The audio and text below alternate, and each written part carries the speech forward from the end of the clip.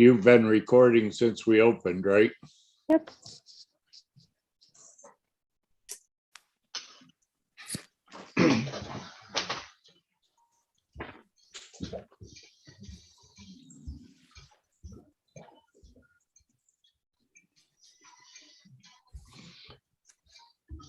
Are there any additions or deletions to the agenda? Everybody say no. No. No. How about the minutes? Have we read the minutes from the October 25th meeting? And Yes. are there any Yes. corrections? No. No. We need Dean. Then may I hear a motion to accept the minutes as written? So So moved. This is a first, I think, when nobody's had a single correction, Heather.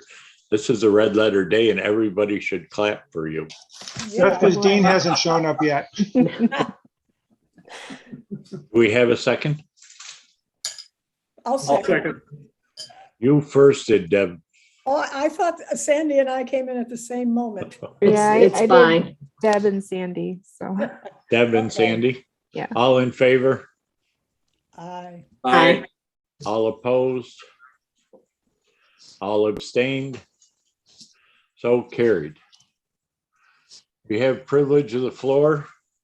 Do we have anybody here that wishes to speak on anything that's not on the agenda tonight that is pre-registered? nobody is pre-registered, but I have 12 people in the waiting room. And do any of them, and none of them have registered, so you don't have any way of knowing what they're here for? I have 2 people that have registered. And none of them have registered to speak at privilege of the floor? No. See if we can get the rest of them to register, and then if we need to, we'll open the privilege of the floor again if someone has an issue. Town Board Liaison Report, Doug? Oh, Mr. Dake? Mr. Day. Okay. Well, our meeting last Wednesday, we had a resolution honoring my son Kyle for his accomplishments in wrestling. Officially, it's Kyle Dake month into December of this year, but I'll leave it at that. Very nice. Anyway, Yeah. it was nice. It was a lot of fun. He deserves it. Yeah, I think he does. He's a lot harder working than I am anyway, at least at what it is craft. So anyway, I guess there's a reason he's a world champ. So anyway, we had a public hearing upon the adult use of cannabis. We had several people with the privilege of the floor speak out against it. I believe we tabled it somewhat. We also scheduled and we didn't table it. I take that back. There's just scheduling public hearings. After that, motion scheduling public hearing of proposed law for the cannabis again for dispensaries. Oh, consumption, excuse me. The next one was for dispensaries. So we have those scheduled for our next town board meeting. We have privilege of the floor, and as I alluded to, several, I think 3 people spoke up against the use of cannabis in the town. Not much discussion other than that. After that, there was some, but we're looking into all avenues on that, I believe. All our community library report, youth services and stuff, that's all stuff on the web. I would urge you to go to that. I guess the thing I drew from the public or from the privilege of the floor was that people seem to be having a hard time finding information on our website. And I believe we're going to try to address that at the town board level and see if we can't get it more interactive. That being said, once again, we had 3 people speak at privilege of the floor against the cannabis One in the consent agenda, we had a motion authorizing stormwater operating management and reporting agreement for Morobito Holdings. We had a motion for Susan Brock as a special counsel for the professional assistance relating to the review of proposed Village Circle and Village Solar PDA application. A resolution authorizing highway superintendent to hire motor equipment operator and or labor employees. A resolution approving and authorizing execution of town center lease to Kersat Landscaping for the old town barn. Resolution establishing the 2022 sewer rates.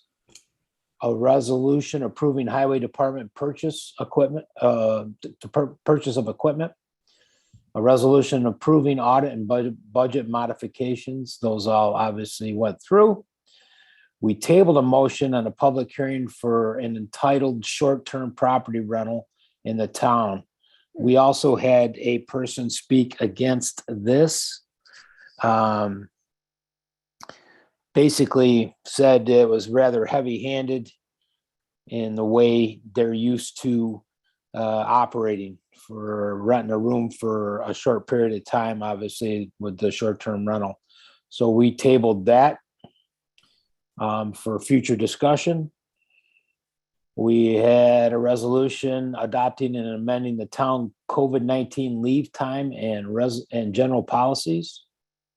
And that, we went to the work session, reviewed interactive cloud-based software for utilization by town residents, property owners, facilitating interaction with planning and code enforcement department, and the highway department for permitting and licensing. That went pretty well. I think we're going to see a change in how we get permits as not only contractors, but as regular homeowners. I think it's a good move where everything's in the same place. So you can go and apply for a building permit, depending on whether you're on the Bolton Point system for water and or the sewer system, which few are in the town. But all those avenues are opened up and then hopefully in the same position. So we're not jumping around. We don't have to call Bolton Point and I'm speaking from a contractor's point of view at this point. We don't have to call them to get them to for a permit. It's all right there on that software. Broadband budget and build out study. We tabled that. Integration of selected town committees into capital improvement committee. American Rescue Plan Act funding. We talked about where that money might go. There's all sorts of suggestions for that. I have a little bit different take on it, but that's my only opinion. Only my opinion. Consideration of sale of the town center lands was tabled, and the ethics board appointing the members was tabled. And that was it. Any questions, which I might not answer. Actually, Anyway. Yeah, go ahead. Doug, I just, Cricket is no longer the highway superintendent? No, he resigned, I believe 2 months ago. Oh, I And didn't realize. Mike Mosley is the new appointed at this point highway superintendent. Very, very, very capable and does a great job. And I don't remember, is that an elected position or appointed? Yeah, it's elected. Oh, it is. Yes. So So what- I believe in 2023 Okay, that will come up again.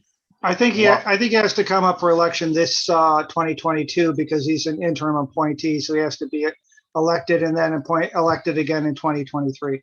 So we're doing a special election for that?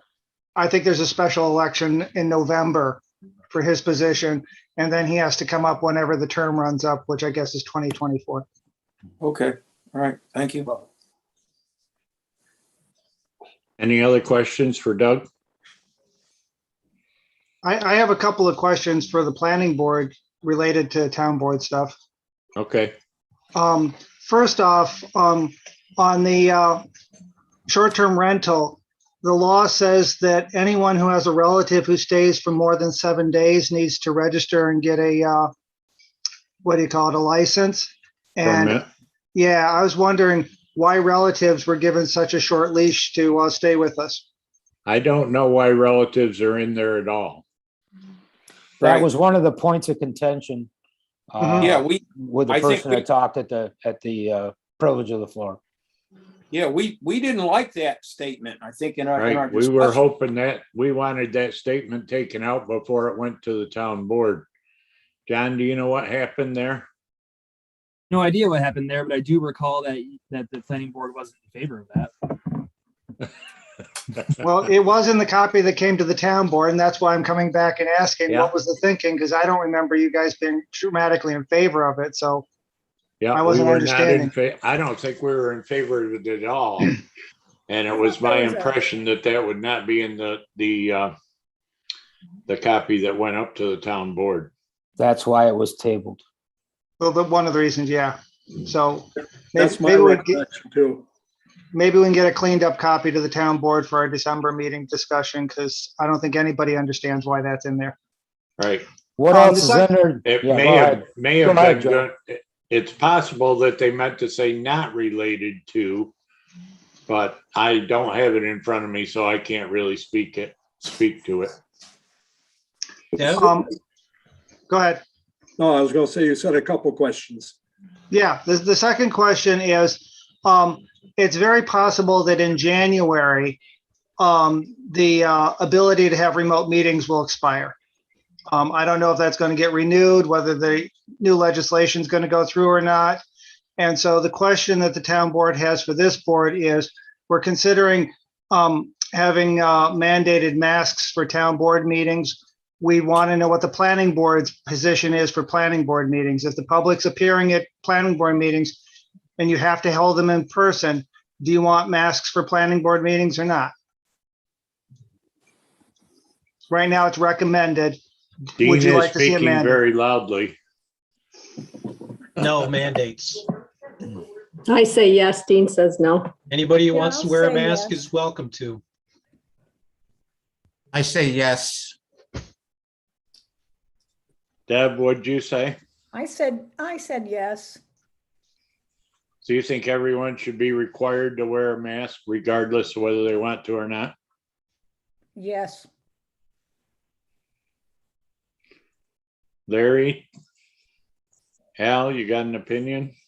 I could go either way on it. I see both sides. I could too. My only comment is people have a hard enough time hearing us from the DIs as it is. Yeah. And Are the sound If- system is so effective. I can see what it's going to be like with our faces muzzled. Well, I think, I'm not sure we're talking about board members, are we? We're talking everybody. Everybody? What's good for Well, one the has got to other- be good for all. I would think that I won't be here then. It was my understanding that the Zoom meetings were going until January 31st, but the way things go, that may have been changed. I've heard both the 1st and the 15th, so I'm not sure exactly, but January is when the changeover is. So we have to decide it in the next month or two, one way or the other. Yeah, I would suggest that if somebody comes up to speak at a microphone. Can you hear me? I mask can't hear off. anybody.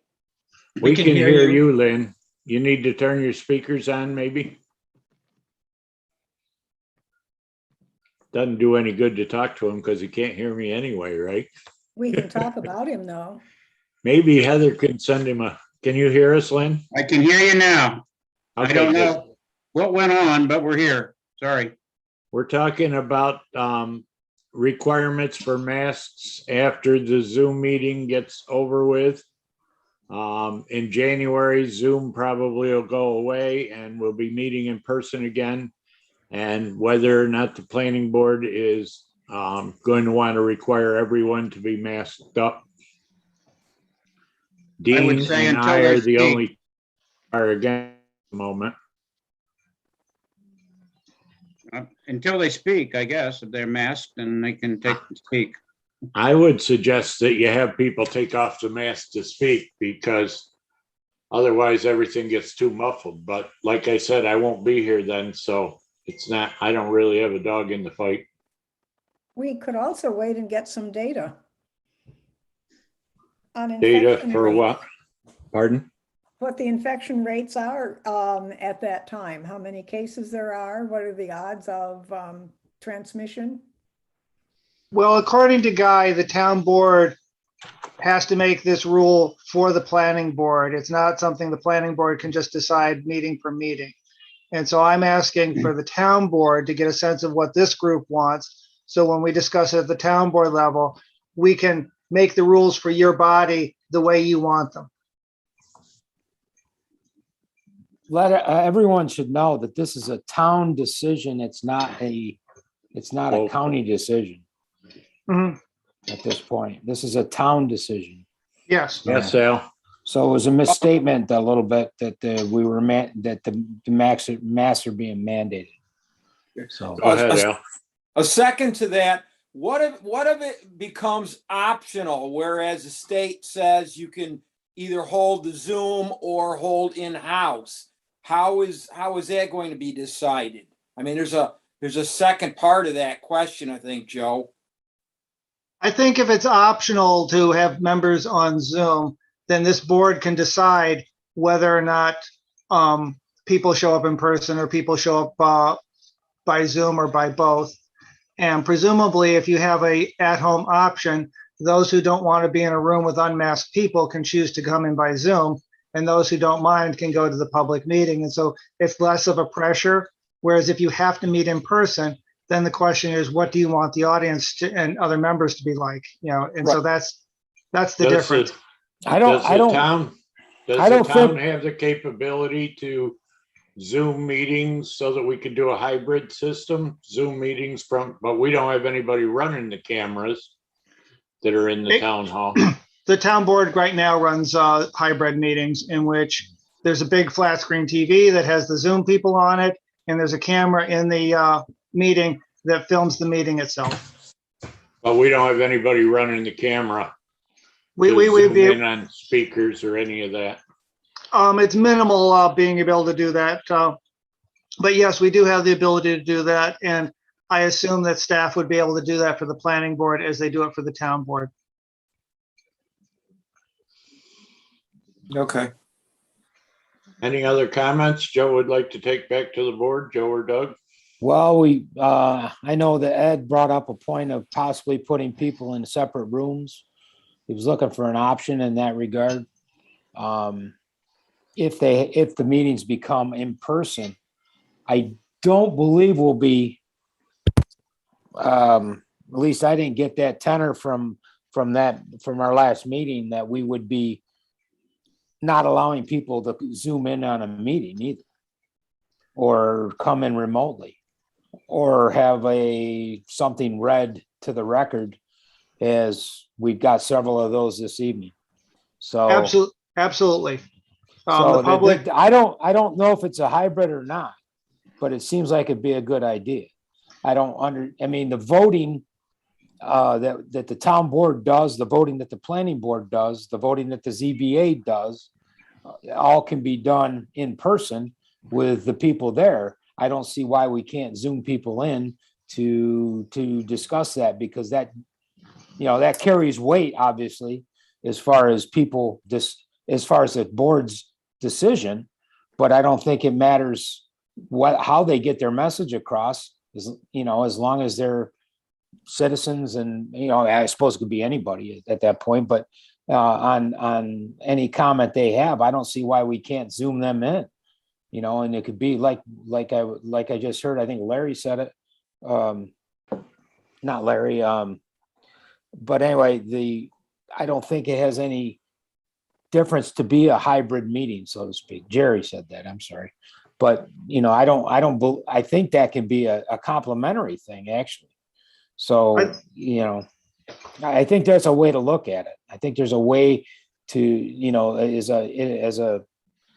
just looking at it from this situation, why can't people Zoom in and, you know, the meeting's still program or broadcast on YouTube? And I think that's a possibility as well. That's certainly allowed under the current law. Voting members would have to be in person, but staff and the public would have the option to be able to Zoom in. And I think the town board and planning board ought to continue doing that just for the benefit of the public. I agree However, with you. yeah, we agree on that completely, Doug.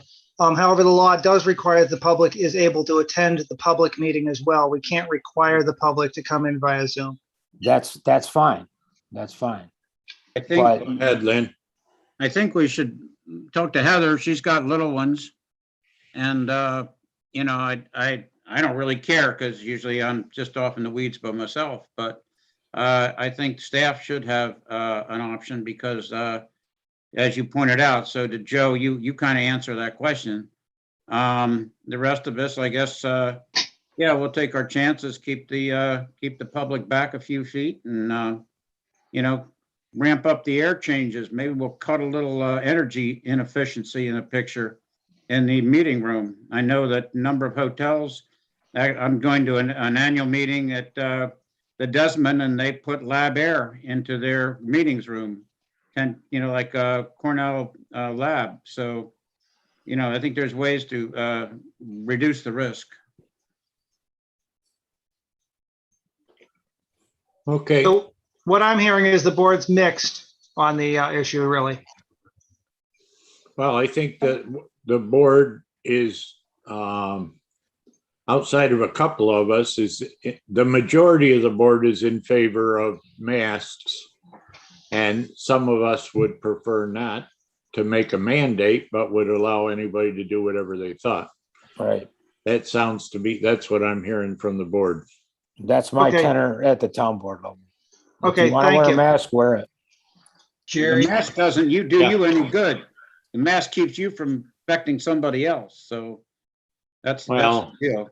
that's if you think the mask actually does any good at all. Yeah. So before we move on, Deb, did you have a comment on the short-term rental? I had thought that there was, yeah, I agree that we wanted to cut that no relatives staying after for a certain time. And I think that was a confusion between paying guests and non-paying guests. I think relatives fell into the non-paying guests and so they wouldn't be limited. Unfortunately, it was still included in the Yeah. included. So maybe it was just a misunderstanding. I'm not sure. But we can take care of that problem. I remember being a little irate over the fines and the criminalization of it. But I'm not Well, sure I think that all was- of that, I think, stayed there also.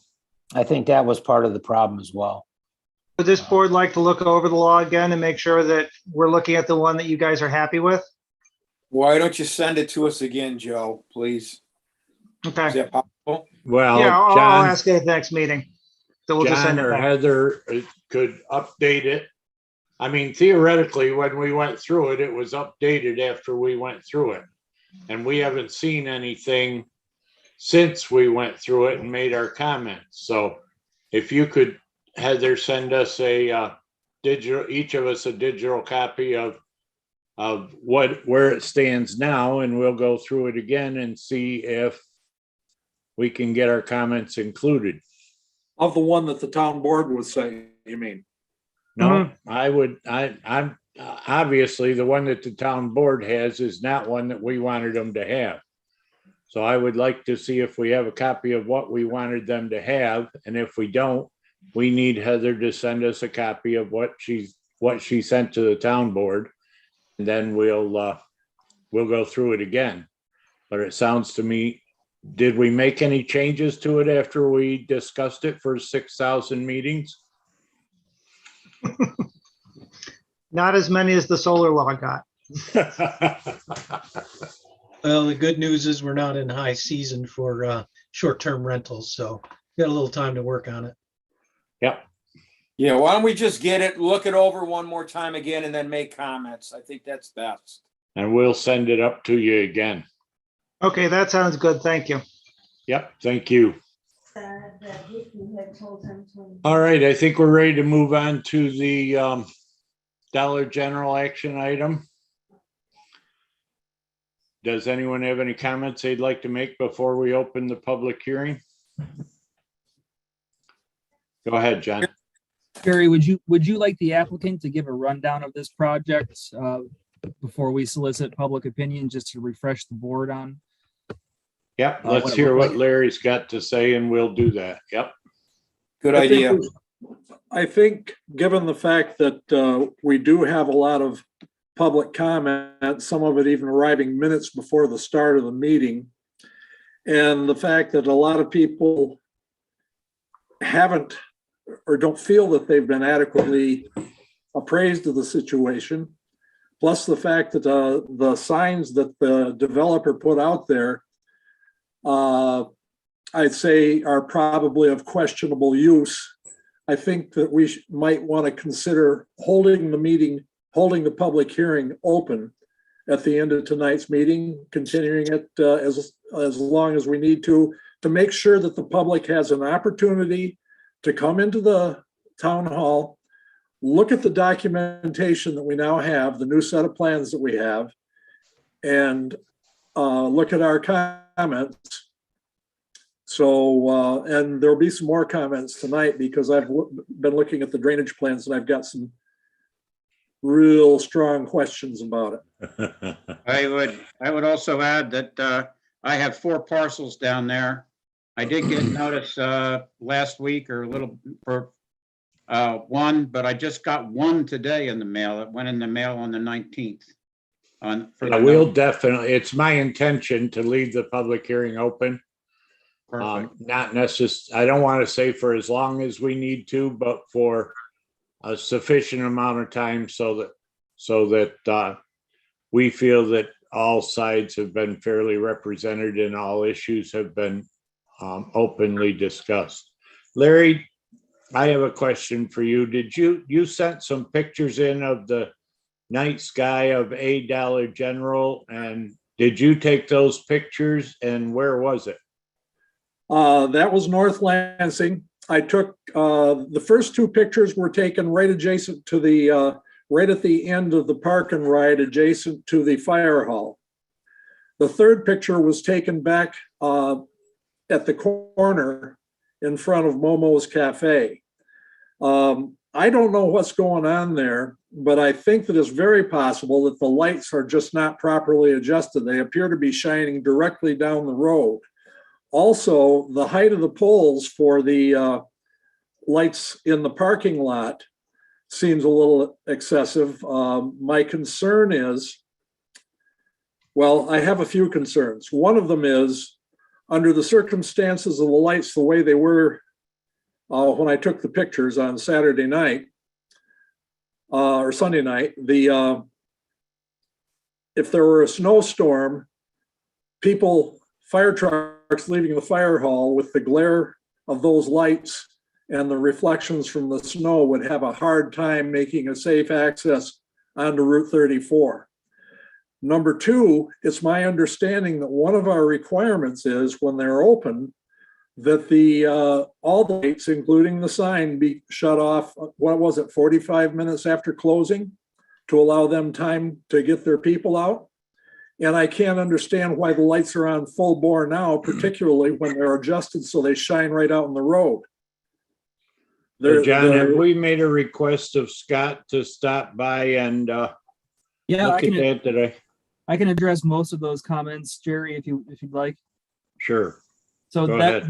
that project has not received a certificate of occupancy yet. There's several building code issues that need to be handled, and also several site planning issues such as the lighting that need to be handled. So we received your letter, your email this afternoon, Larry, and Scott contacted the Dollar General, and they're bringing somebody out to analyze the lights to take measurements and make sure that it complies with the photometric plan. I'll double check with the site plan with the pole heights to see if we can figure anything out about that. Heather has been combing through the resolutions of approval and the minutes to see exactly what was required as far as the time of day that it should be shut off. And so far, we've really only found things that pertain to the sign, not to the building lights. And those were in the minutes of a meeting. They didn't make it to the conditions of approval. It doesn't matter because they're in the minutes and the applicant agreed to it. But so we're on it, I guess, is the short story. So I know I'm that- not sure that, wait, just a second, Larry. I'm not sure that turning the lights off. I mean, there are security issues where you need some lighting. You don't need parking lot lighting, maybe necessarily like you do when people are driving in. But I think that we need to allow them to be able to address security issues, security lighting, where those lights could be tuned down to half strength or made warm or whatever it needs to happen in order for it not to glare like that when you're coming down the road, but still supply, if a police officer is driving by, you can see if anybody's fooling around out there. Yep. So, I mean, in short, the project isn't, it's not finished yet. I'm retired now, so I don't know all this stuff anymore, but are those lights tunable so that you can actually reduce the output? Not to my knowledge, unless they were specifically put in that way. I mean, we have a lot of dimmable bulbs, and I don't know if the parking lot lights are dimmable or not. if anyone were to go up there, what it looks like is the lights themselves are pointed, instead of being pointed straight down the way they're supposed to be, they're pointed down the road. In other words, not properly installed yet on the sides of the building. Yeah, you would think that somebody who installed them would have put them in properly to begin with. You'd think so, but right now it's obnoxious as anything. It looks terrible, and it's a hazard. I mean, the lights show up the minute you can't come over the crest of the hill. And as far as the discussion on turning the lights off are concerned, my recollection is that we acknowledge the fact that lights should be left on within the building and probably the light over the loading dock. But we specifically asked that the outside lights, the ones that we're talking about now, be turned off or tuned down at closing. And they said specifically, well, we'd like to leave them on for like 45 minutes to an hour after closing because we've got people cleaning up and we want to give them time to leave. And we said, Okay. as long as the lights, the on and off could be programmable, that would be all right with us. Well, I think that between the planners and Scott, they will manage to work this one out and make sure that they're following the rules. Larry, Go how's ahead, the appearance of the building, the landscaping, the building, the colors? What's your feedback on that? I haven't been by there. It looks pretty good. There are still some issues with water, but John's working on that right now with the developer. But the concrete siding and the gables over the entry, the plantings, the lawn, and the impoundment in front of the building, with the parking lot on the side and the entry on the corner, that all looks pretty much like we had in mind. It certainly doesn't look like a common Dollar General. And the even though the gable roofing is more stylized than anything else, it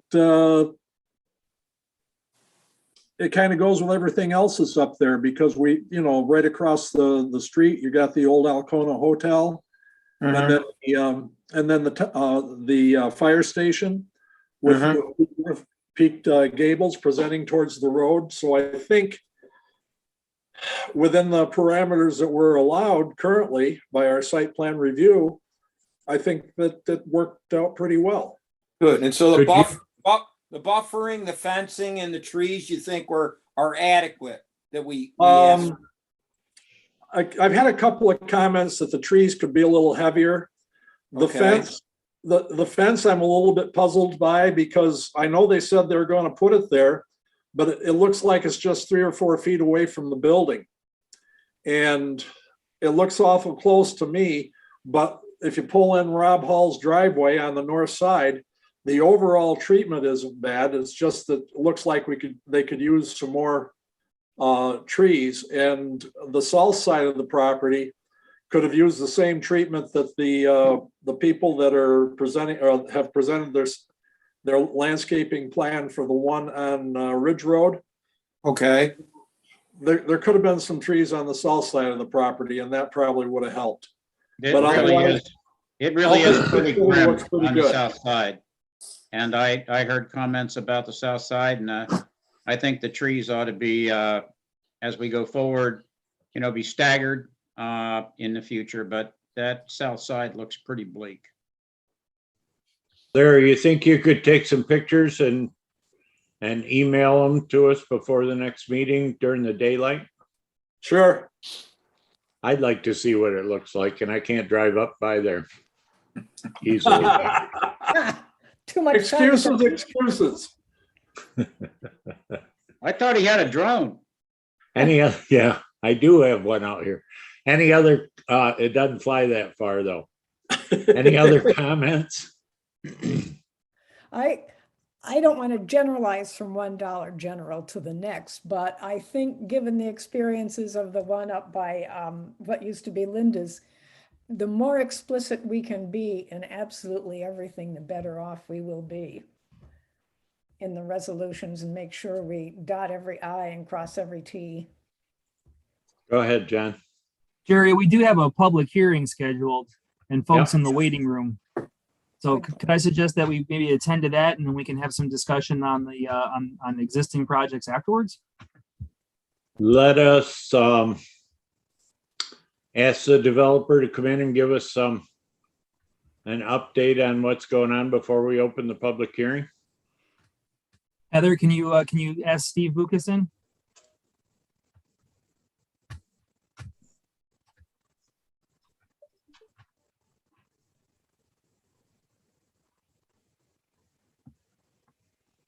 Heather, can you ask Steve Bukasin?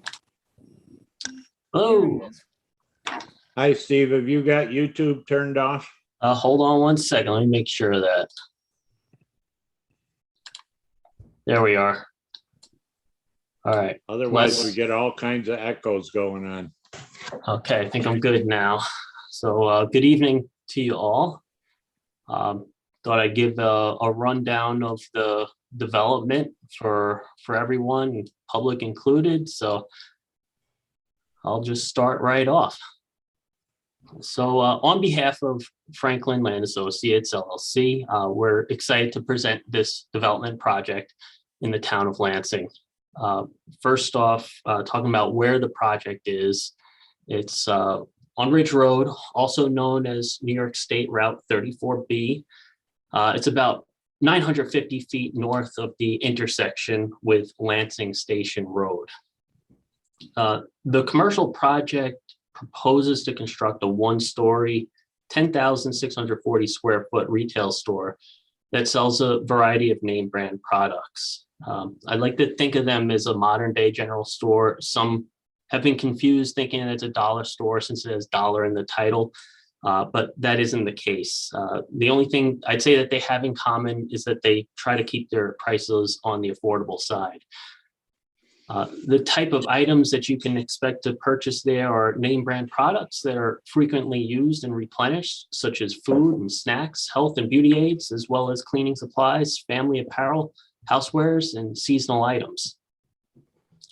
This is considered dry goods retail, so no food preparation can be expected. So you shouldn't expect foul odors or from the making or disposing of food. It's a pretty low impact use.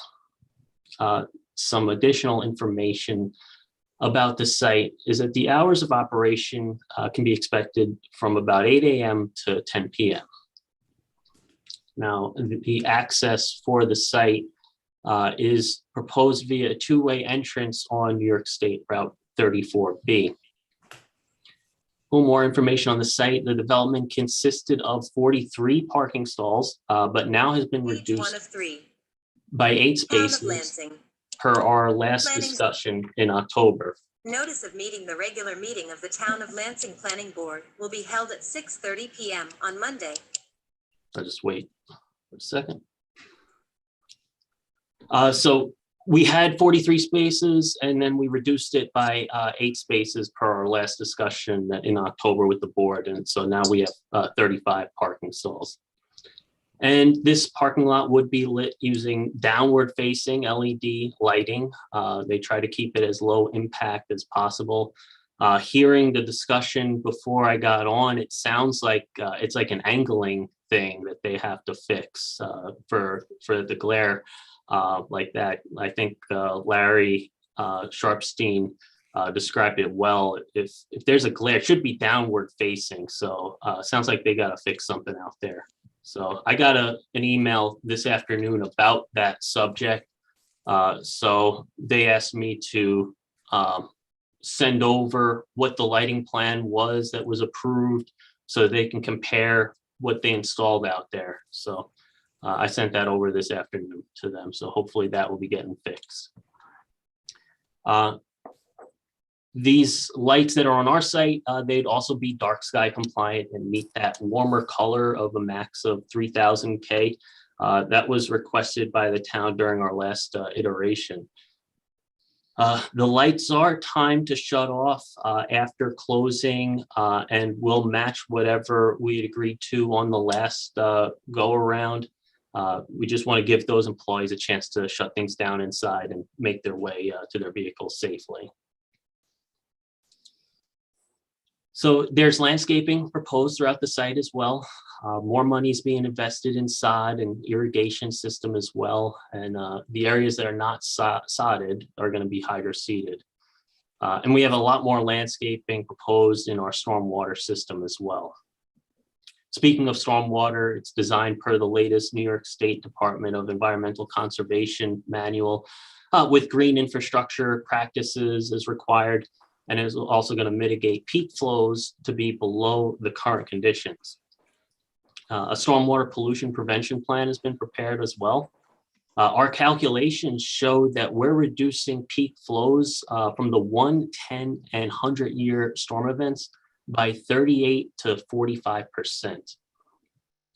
So with the town's request to remove some of the parking and replace it with green space, that runoff should actually get slightly better too. So all in all, there shouldn't be adverse impacts to downstream properties as a result of this development. The New York State DOT has also reviewed that stormwater pollution prevention plan and has approved it. We've also received comments just today from the town designated engineer in regards to that stormwater pollution prevention plan, and we'll address those comments as requested. Back to the access, the DOT has approved it for stage 2 as well. Another detail about the site that you'd probably be interested in is that they start off with 10 local employees and then they go up to about 15. And some of the public may not be aware of the other store in North Lansing that our developer did and had gone through site plan approval recently and with the review process. So I just wanted to talk a little bit further about where we started and where we are now. So we had done that other Dollar General in the town, and we received a lot of feedback from the town planning board and from the public. Town planners, CJ Randall, and now John Zepko, and the entire board, I think, are doing an incredibly thorough job making sure that things fit with the character of the town and meet the town zoning laws.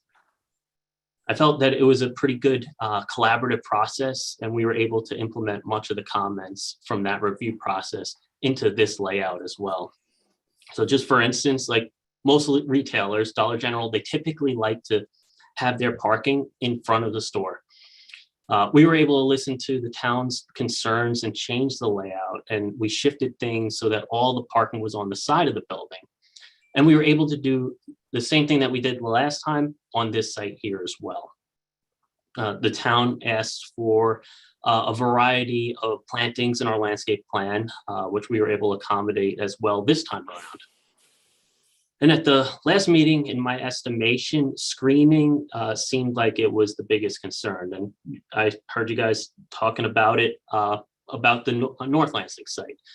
So what we did was we were able to double the number of trees that we had proposed previously. We also, as requested, we moved the ones that were along the southern perimeter a little bit further north with the fence. I know you like the fence further, where you have the trees in front of the fence from the neighbor's perspective. So we're able to do that here as well. We also increased the density of those trees. We had them at 20-foot separation before, and our landscape architect, they recommended 15 feet to help prevent them from stunting one another's growth. So they have a mature width of 20 feet, and these are a variety of trees that are, that variety of trees was recommended by us from the town, and we agree that they're a good screening tree.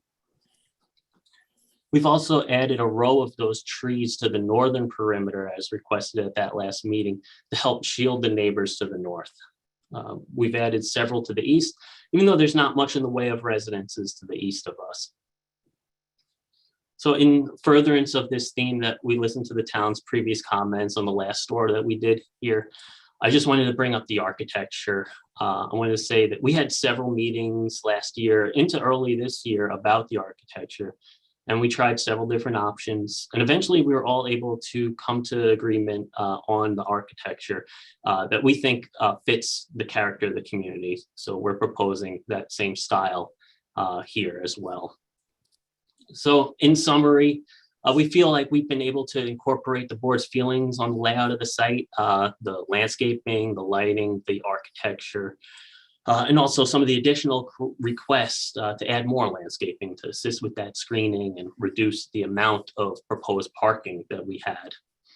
So I feel these efforts have helped us to fit the character of the community, and that we'll be good neighbors in town. So that sums up the presentation. In conclusion, I'd like to thank you all for your time and say we're excited about this investment project. So with that, I'd like to hand the meeting back over to the board. Steve, did you get the emails that Larry sent, Larry Sharpstein, showing the pictures of the lighting at the North or at the, the North Lansing store? No, I have not seen them. And when I look at the representation that you've given us in the recent documents for the one out here, that's more what we thought it was going to look like up in North Lansing, and it doesn't. The lighting? So, yeah. Yep. I don't know if Heather could send you that email, forward that email to you with those pictures in it, but Larry took some pictures of the store on Sunday night, and the lighting is adjusted in such a way that it shines right down the highway. And we want to make sure that something like that, number one, isn't going to stand where it is, but isn't going to be incorporated here either. Yep, we're 100% on board with having it fixed. So yeah, send them along to me, and I'll make sure they get in the right hands. And it sounds like an angling issue, like they don't have it, it should be facing straight down. It's unfortunate that somebody made the decision to leave them where they're at the moment when they installed the lights. Steve, did you get photos of the flooding? One of the property owners sent us photos of the road, the ditch, the hillside. Did you see those photos at all? No, I haven't received those yet. Okay. So we haven't forwarded any public comments to the applicant as of yet. Okay, those photos are pretty impressive. Can we get those to him, John? Sure can. Thank you. I don't know when the proper time comes to be. We have all the engineers working on the drainage off that hill, but I don't think things are quite adequate for that store. It's not my problem. You're going to deal with it, but a lot of the water off that hill goes a little north of where your plot is. It's in the other, if you will, lot part of the field. But way up at 59 Emmons Road at the top of the hill, I put in a wasp cob with your government's help. It's about 400 feet long and 10 feet deep with a hicken bottom, and just what's coming off the top third. That thing has filled up numerous times and hit a grass waterway. The other thing I'd make aware, there's tons of old time drainage. There's already a new tile in there going to the road on your lot, but there's tons of clay, tons of stone ditches. And I would advise that you put in some kind of swale with cut slope tile with 2-stone to make sure that you pick up all those, because when they come out of the ground like a geyser, your parking lot's not going to be pretty. So just a word that there's a lot of water in that sweep of hill. Yeah. Also, it looked like on one of these prints, I can't remember which one I was looking at, like the one of the drainage tiles that are there, and it looks like it may be the end of the drainage tile that's there is going to be discontinued. And it probably ought to be properly terminated so that when it's discontinued, it doesn't back up and end up shooting a geyser also.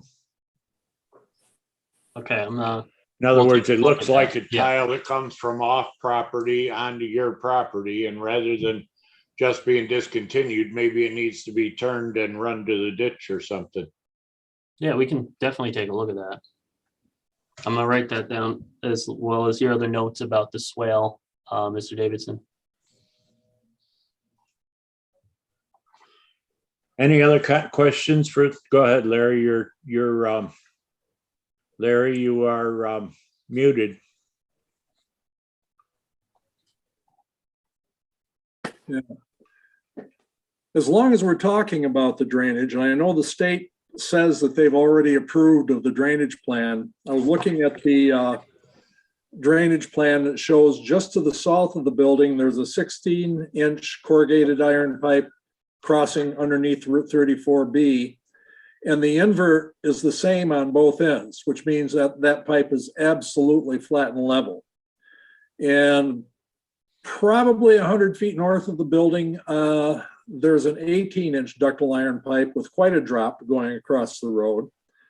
But based on what I saw in North Lansing after the storm there a couple of weeks ago, there's no question that we're getting more violent rainstorms than we're used to around here. I have my doubts whether the piping under the state road is going to be adequate to keep the water off the road once the practices on your site slow down the water and start to put it in the ditches. I know that's nothing to do with you, but it's something I think we should be warned about right now, because when I went up during the rainstorm 2 or 3 weeks ago to the North Lansing site, the entire intersection of Sharpstein Road was flooded almost down to the spot where the entry for the fire station starts. So it was Route 34 and Sharpstein Road, pretty much completely underwater. That's with both of the practices on the site of the North Lansing store completely full. And this isn't your water. This is inherited water. You're a minor part of the whole thing. Just know that be ready for the excitement. On that Monday, I couldn't get up 34B. It was that bad. I had to sneak across and get up on Indian Field on the ridge and run that because 34 and 34B were unhappy. Yeah, it's a tough situation, just with, we can't change what's in the DOT right of way. So we're kind of restricted to what they have. But what we think is going on our site is we're mitigating everything that's we're proposing and that happens to be coming towards us. What we do I don't also, disagree. what's that? we also divert some of this uphill flow that happens to be just to the east of us around our site. So it'll eventually make its way to the same design point that it is currently going to. No, I don't disagree. I just mentioned what I mentioned based on the drainage pipes going across the state road, because whether it's your water or not, you were the last guy there and you're going to be blamed for it. That's just human nature. Yeah. And the washout is north of you. You can see it coming right over the bank. Any other questions for Steve? Thank you very much, Steve, and we'll get into our. Mr. Butler has a question. Oh, I'm sorry, I didn't see him. Where is he? Over there. Right here. The county is now recommending for lighting at 2,700 CCT as opposed to 3,000. And I was wondering if you were going to consider that. And also in the North Lansing project, you gave short shrift to heat pumps for heating and cooling, and it looks like you're doing the same thing here. So I'm more of the civil site guy. There's MEP engineers that handle the heat pump stuff, and they're working with the county. I don't think anyone's done with that process yet. So once I find out, I'll let you know what happens with that. As far as the lighting goes with that recommendation, I think that's something that we can look into accommodating for you. Steve, I think on the heat pump side, we'd like to see something a little more comprehensive than what we saw last time. So I think that we would like to see a real live quote for a heat pump system next to a real live quote for a propane fueled system. At least that's my opinion. What do you think, Tom? I second it. It would have to be a propane fueled system with air conditioning, right? In order to be, Yes. in order to be equal. Right. Right. Yeah, so basically what they've already got on the North Lansing project, we'd like to see the a quote for that, which is an actual, and then we can get a quote for a heat pump system to accomplish the same. I'll pass that along and see what they can do. Thank you. You're welcome.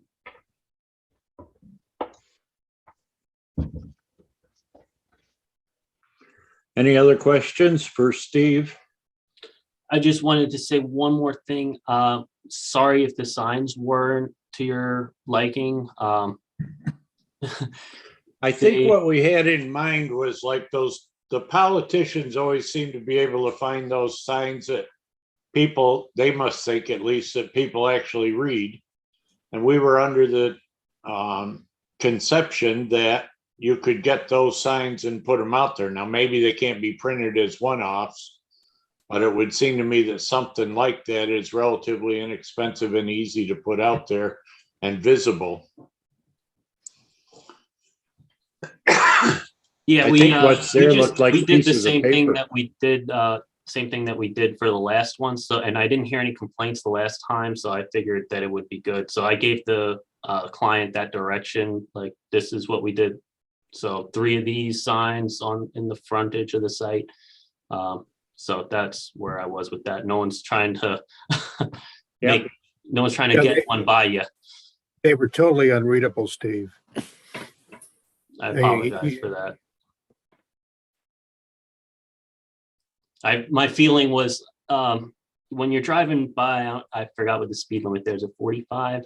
55. When you're driving by that fast, when something catches your eyes, like I'm picturing myself, I would get out on the shoulder, take a picture with my phone of the information, and then hop back in my car and go.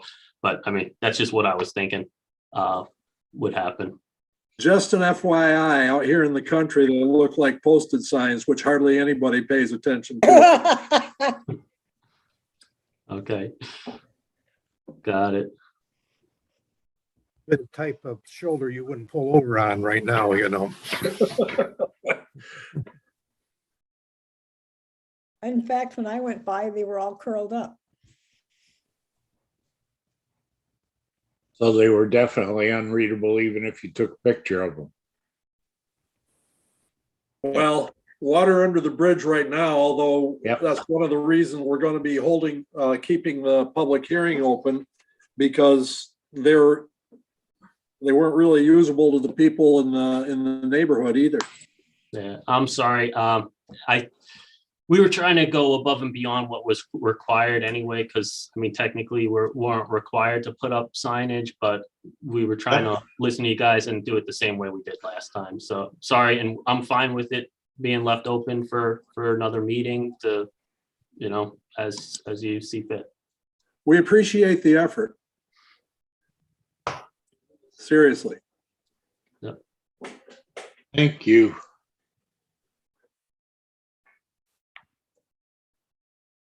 You're welcome, and thanks all for your time and comments.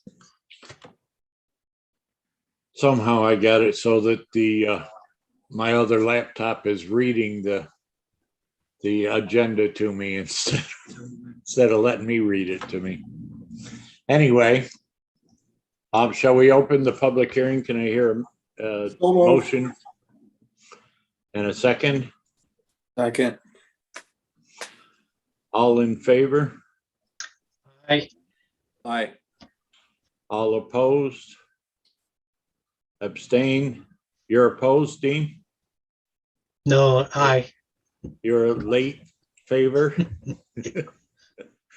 Abstained? Okay, so it's carried. The public hearing's now open and we're ready to hear from the public. Does anybody have any comments they want to make to the public before we hear from the public? I would like to state that we're here to hear their concerns, not to argue with them over points of fact. That'll all come out later, but we want to make sure that we hear the public's concerns. Has the public been informed of the rules of the public hearing, Heather, the people who have registered? It was included with the agenda, which was mailed with the public hearing notices. So if and y'all posted would to our site. Could you just remind them that it's 3 minutes? 3 as well? minutes, and Heather's going to be timing it, correct, Heather? Yep, I will get my timer now. Thank you. And we don't want to be difficult, but there's a lot of people and everybody needs to get their say in, so try to be succinct. Okay, Larry? I would just encourage everybody to get down to the town hall and take a look at the documents, because now we have the most recent set of plans available for them to look at. And that they're going to be much more readable there than they are on the website, because currently our website doesn't have the wherewithal to shrink them down so you can see the whole plan at once. Okay, let's let our first member in.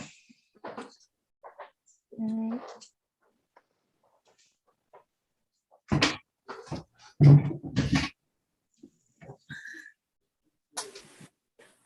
Chris Kaplan.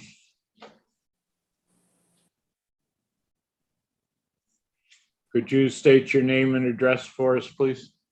Sure. My name is Chris Kaplan, and I live at 1148 Ridge Road. Okay, what would you like to comment about? Like many of my neighbors, I chose to live here. As a single mother with 2 daughters, I moved to Lansing from Ithaca in 2008.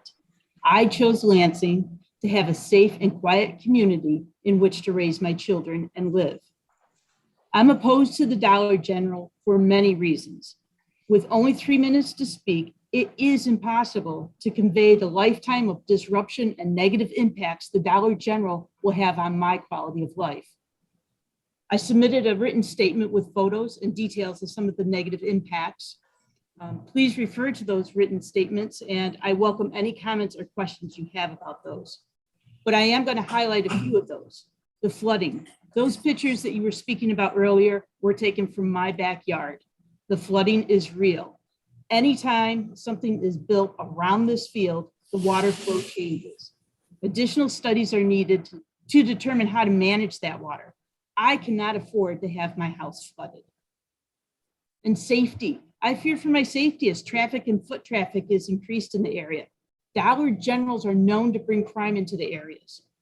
I want Dollar General to install a security system on my house and my neighbors' homes. Our safety is important.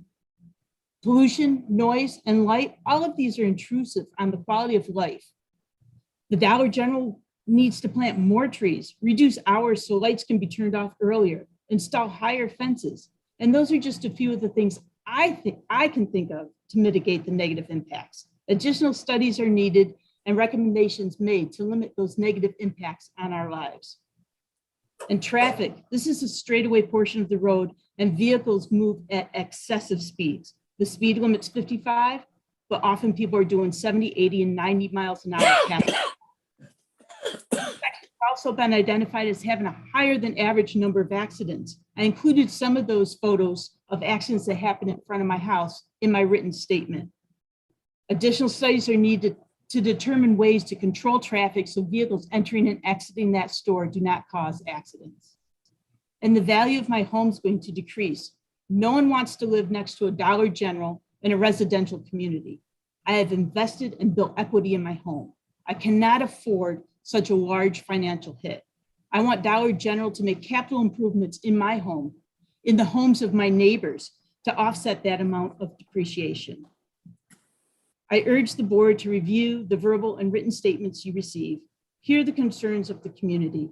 Please consider the quality of my life and those of and that of my neighbors as you review this project. Just because it is permissible does not make it right.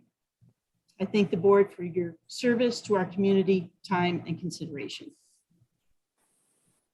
Thank you very much. We appreciate your comments and we'll take them under advisement. Thank you. Heather? Do we know who's next? I'm just going to go down the list.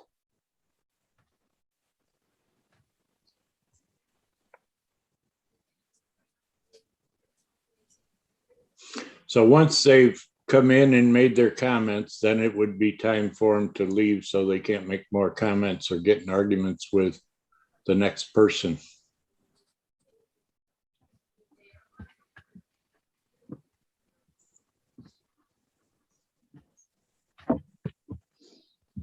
Hello, can everyone hear me? Yes, we can. Okay, my name is Ethan Bodnarick. I live at 24 Emmons Road, just a couple houses east of the Ridge.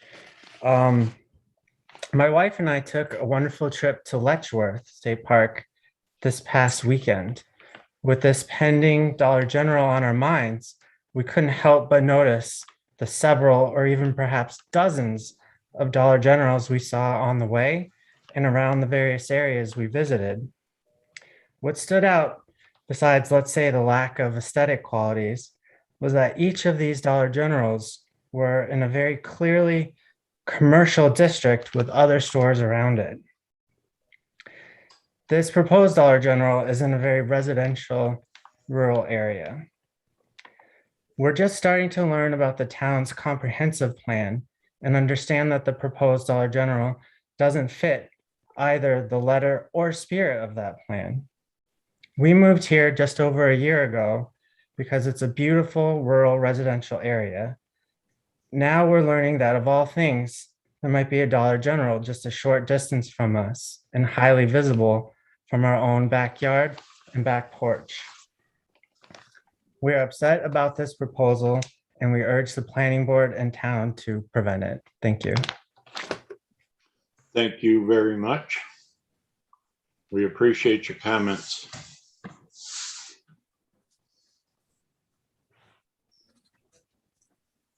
I yield my time. I think Heather's yielding it for you.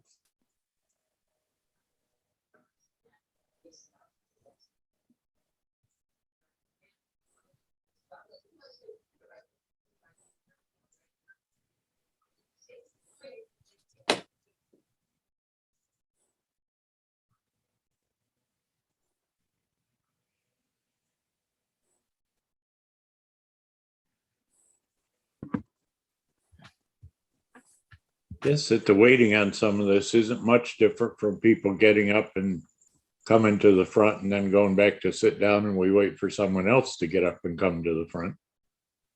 It just feels different.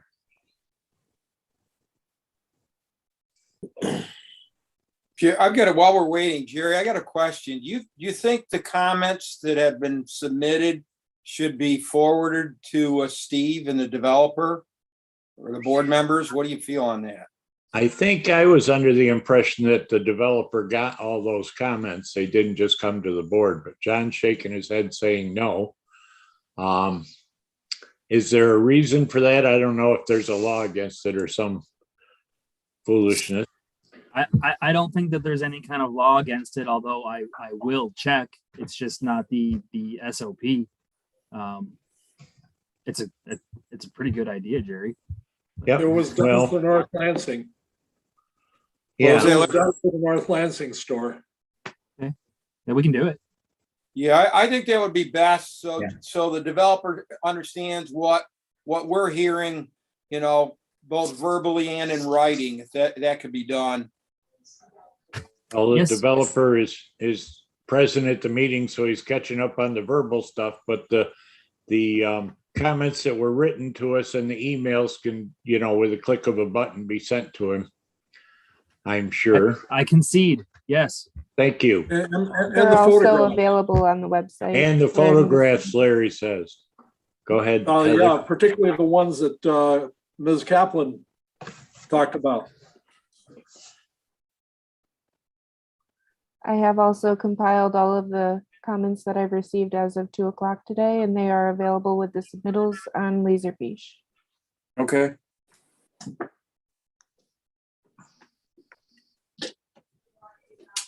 I don't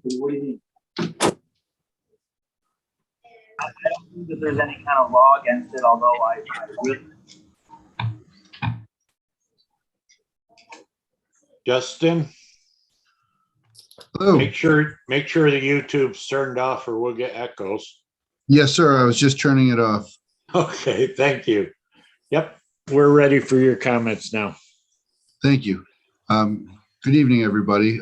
My name is Justin Woods. I'm an attorney and a urban planner, municipal planner, and I represent in this case Nicole and Jimmy Eschler, who are direct abutters living adjacent to the proposed project site.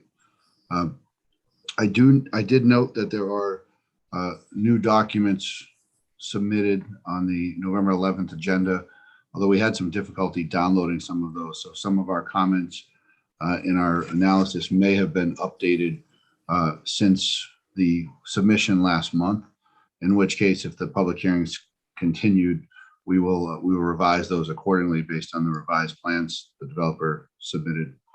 But I would like to highlight what appears to be the incompatibility of the project, both with the comprehensive plan and the agricultural protective plan in the community, as well as the necessity for site plan review to mitigate negative impacts from sensitive areas, including those that are flooded or prone to flooding.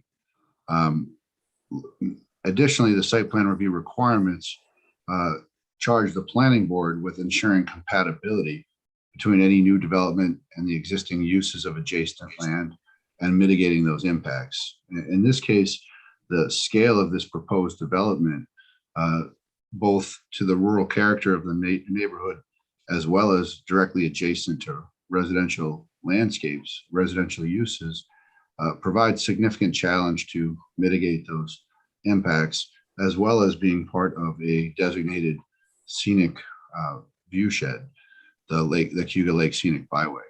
So for these reasons, it seems that a short form environmental review isn't sufficient for this project. And we would encourage you to require a long form environmental assessment so that the board can thoroughly and completely review the environmental impact, the compatibility on these sensitive resources, both scenic, agricultural, and the challenges that flooding poses for the site. We've provided a number of comments in writing, and I won't repeat them all to you. I'll give you a chance to review them. And I know you haven't had a chance to review what I submitted since I was only retained recently and didn't get them in advance for you to look at before this evening. So if it's okay with the board, I would reserve any time I have for the continued hearing next month so we can properly assess the revised submission in conjunction with our initial review and make sure that we have any further comments or revised comments to you in advance of the next hearing. That will be fine. We're not, I don't think that we're in a position to reserve time. I'll sign up again. Yeah, there you go. Sign up again. And if you've got something new to say, we want to hear from everybody, but we don't want a lot of repetition or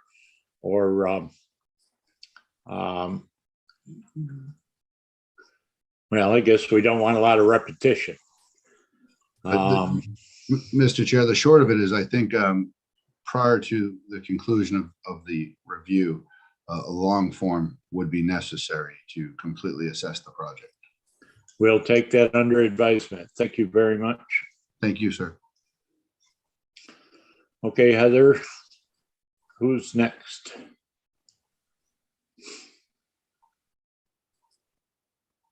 We have Kim.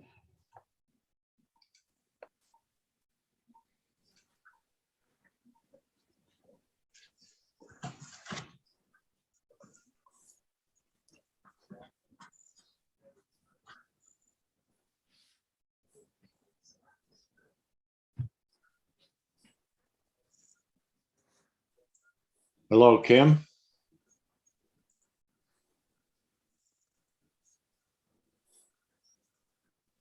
Did they register?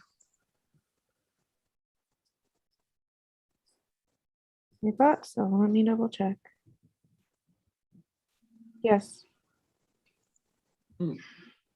Perhaps they stepped away from the computer for a bit. Maybe we can go to the next one and we'll come back to them. Okay.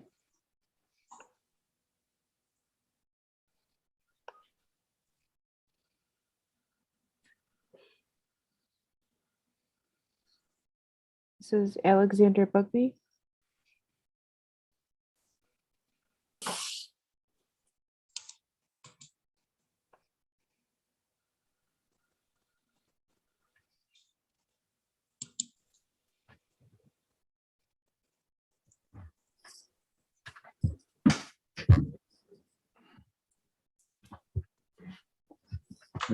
Mr. Bugby,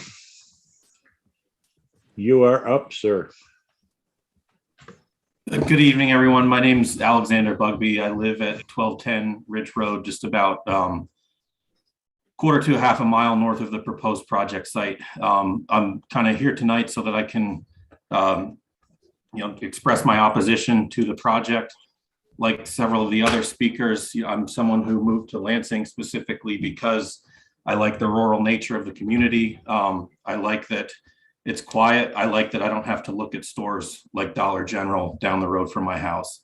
And, when we were researching places to live and looking around, what we found was that Lansing prides itself in being an agricultural community, maintaining open spaces, maintaining that heritage. And, I think that we ought to be doing that going forward. My specific concerns, as you said, I don't want to be repeating ourselves, but, very similar to those of the speakers who came before me. I don't want the light pollution, worried about the traffic, worried about the fact that the entrance is off of a very high speed portion of the road. And lastly, we already have enough Dollar Generals. There's a Dollar General in 10 minutes in either direction from the current site. I'm not someone who's opposed to development wholesale, but I think that, when we consider these projects, we ought to be looking at things that aren't detrimental to the people who live next to them, and that we're doing it in the right place and, in a manner that fits with the character of our community. That's about all I've got. So thank you for your time. Thank you very much for your comments. We appreciate it and we'll take it all under advisement. Okay, Heather.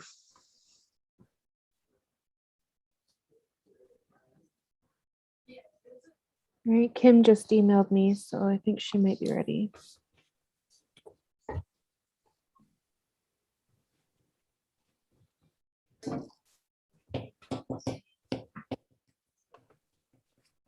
Hello, Kim.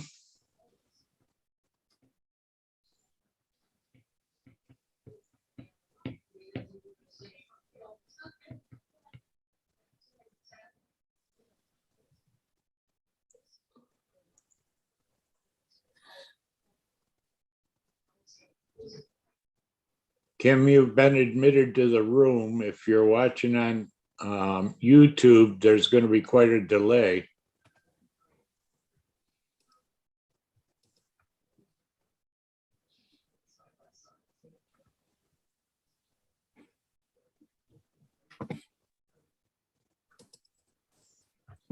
I did just send her an email, let her know. She said that she has Zoom on her phone and iPad and was not able to get in her answer. Well, that's not polite. I don't see anyone else with similar name or number.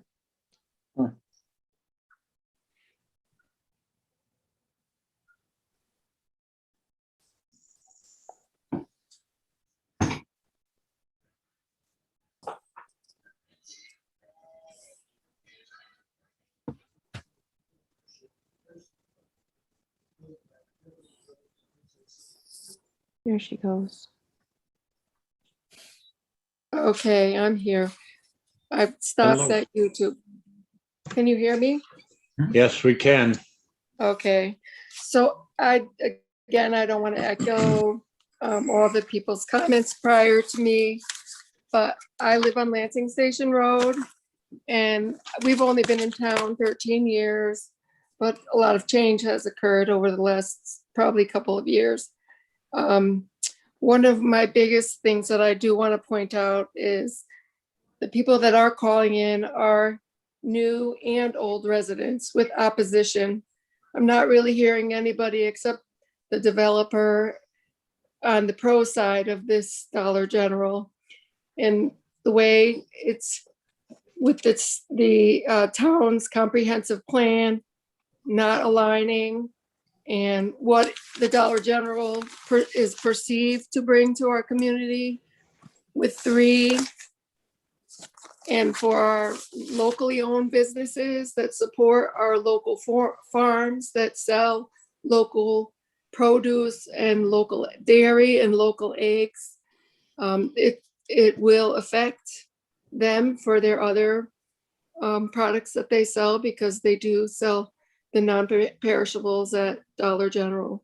So again, I don't want to repeat the other things that people have said, but there is new and old resident opposition. And I think that having $3 Generals in this area, which the population doesn't really serve that many, if you live in a place like this, you're going to expect to drive 7 miles to a market or 8 miles for me, whatever, it's 8 miles to Lansing Market. And I'm perfectly happy to do that. And I would never support Dollar General. I don't go to the one that is on East Shore Drive. I would rather go to Tops in that market or Target than to the Dollar General because I want to support Lansing Market. So in conclusion, just, my neighbors and people that don't even live in this area are not in favor of this. And there has been a petition out, but I don't think that the link is accessible on the materials that I just saw on the website. Like, you can't actually access the link. And I do want to point out that we just got wind of it and I walked by that site and I tried to take a picture of the sign and it was blown over. And I used my camera standing on the edge of the road, almost trying to get into the ditch to get a picture of the information on that sign. And I couldn't get one. So the signs were useless and the notification of this happening in this process already, it feels very useless to me, that it seems like this process is so far along that we don't really have a chance. But that's my 2 cents, and thank you for your time, and thank you. Thank you very much. And we'll leave the public hearing open until at least the end of the next meeting. So people who have a a position on this are able to get it voiced. Thank you. Heather, do we have anyone else? It looks like 2 more, possibly 3. There's one person that has not registered with me.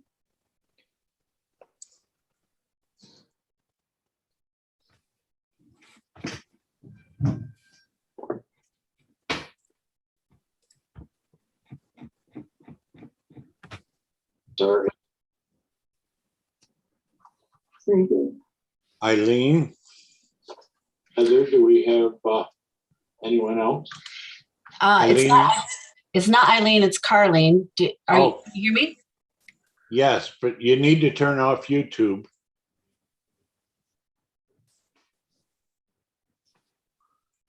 She went away.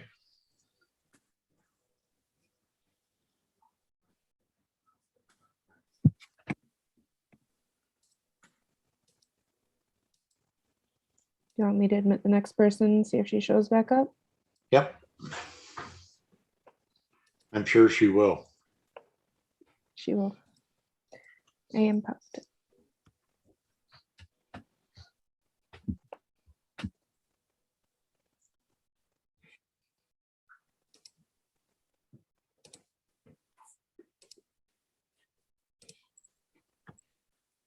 Dr. Dean?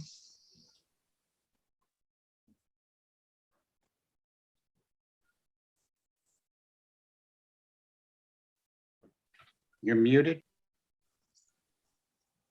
Hello, yeah, my name's Ken Dean. Sorry, I didn't realize I had my title there. So my wife and I live near Kim, actually, who just spoke, and we would just like to reiterate our agreement. Yes, can you hear me? Yes. Can you hear me? Yes, we can. We agree with the previous folks who've spoken. We are. Ooh, hang on. That I know what. There we go. I fell to the prey of the multiple screens with YouTube open. You know, I guess I would just like to comment that this process to be involved in this meeting has been very disorganized and confusing for the public. We're with multiple people who are communicating about this, and all of us have been quite frustrated that it hasn't been clear how we get to speak, when we get to speak. You have to have a YouTube video open, you have to be watching your email, and you have to be logged into a Zoom account. You know, I know that there are barriers to us all being simply together in a public forum, and I know you want to protect this space so that you actually get productive work done, but I do see room for improvement. So, you know, as a member of this community, I'd just like to point that out. We moved here 2 years ago, and we certainly moved to what we felt was a residential rural area. And I think that it is, you know, a false preposition to state that this is a commercial area simply because there is a storage unit in the region and a bar and restaurant on the corner that looks similar to a house. That having been said, you know, our concerns are that I don't feel that the Dollar General represents anything in this community that we really value. Dollar Generals bring overpriced goods with an underpriced name to a community, and those goods mostly tend to be communities that don't, tend to be goods that don't nourish the health of that community. They tend to be highly refined and processed goods. And additionally, I'd just like to point out, you know, I'm thinking about, I learned recently that there's going to be a Christmas tree lighting, for example, in the downtown of Lansing, or a holiday gathering in a few weeks. And, you know, you see a list of local businesses that are supporting that, of local businesses that are contributing to that.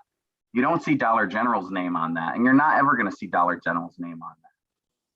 You know, when I think of Dollar General, I think about my drive home from the hospital and from my office over the last few years, and I think about how I drive past the Dollar General that's on my way along East Shore Drive on the right, that's had a busted out light that's been flickering endlessly for months. I do think it was recently fixed. but it was like that for months. And I can't imagine the houses that are right adjacent to that dealing with that and being annoyed by that and probably feeling like they have no one to call, no way to get that fixed. And they didn't want it there in the first place. And so I think that I reflect the opinion of a lot of people who live adjacent or in close proximity to this, that feel not heard and unfortunately having challenges to feel represented by you. Some of you are elected officials, some of whom I just voted for recently, in this issue, in terms of how it will impact our daily lives, how it will impact when I walk out in my backyard and look up at the sky and want to see the stars, and instead I see light pollution from the local Dollar General. So I don't have much else to say, and I understand that this, I'm not bringing forth a well-constructed or a, argument to this, but I have strong emotions about it and strong feelings about it, and I think a lot of other people do too, and I think those need to be heard. I'd also like to just second that I walked by the site and I had to literally climb into the ditch with my camera to take a picture that was still fuzzy, and I got a pretty good phone. So, I think those signs were not helpful, and they were a little bit of a false, we're trying to do something good. So I yield the rest of my time. I just want to go on the record as having concern. Thank you very much. We appreciate your comments, and we'll be sure to take them under advisement.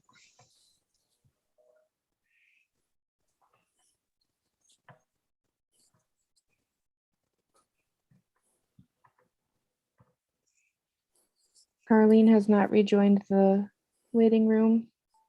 We do have one person, Morgan, that has, not that I know of, has not registered with me. She likes them admitted. How about Kim? I believe we spoke with Kim. We did.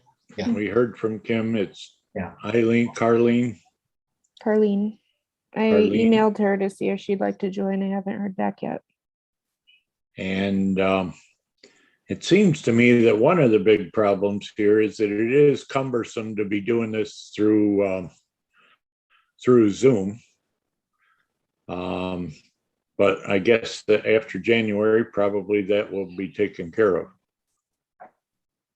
Now, who do you have in there? Do you have any idea who the other Ramsey, did you say? Morgan McVeigh. Morgan? They have not registered with me. Did you contact them and ask them what they were here for? Well, they just left, so. Because it's my understanding that you can join, watch this instead of on YouTube in real life, in real time, but you just don't get to talk unless Heather lets you in. Is that correct? I don't believe you can see the meeting through Zoom while you're in the waiting room. Oh, that certainly is not nice. I don't think right. you can hear it. I don't think you can hear it either. I think that's why everybody's got YouTube on, so they can hear what's going on Right. 20 seconds later. And then when they get on, you have to get them to turn it off. Yep. Yep, very inconvenient. So this whole Zoom thing is a lot worse than I even thought it was. So We've heard some opinions, Jerry, and I think they're pretty clear. Have you got anyone else in the waiting room, Heather? Just people that have already spoke and representatives of the next project. I am, Carlene just emailed me confusion over the name, I believe. Oh, yeah, all I did was I saw something that looked like it said Eileen on the screen. It did say Eileen on the screen. Sorry. Did on my screen. Yeah, she's more than welcome to talk if she wants to. I But she's just probably- let her know. She's probably 20 seconds behind us because she's got to watch it on YouTube.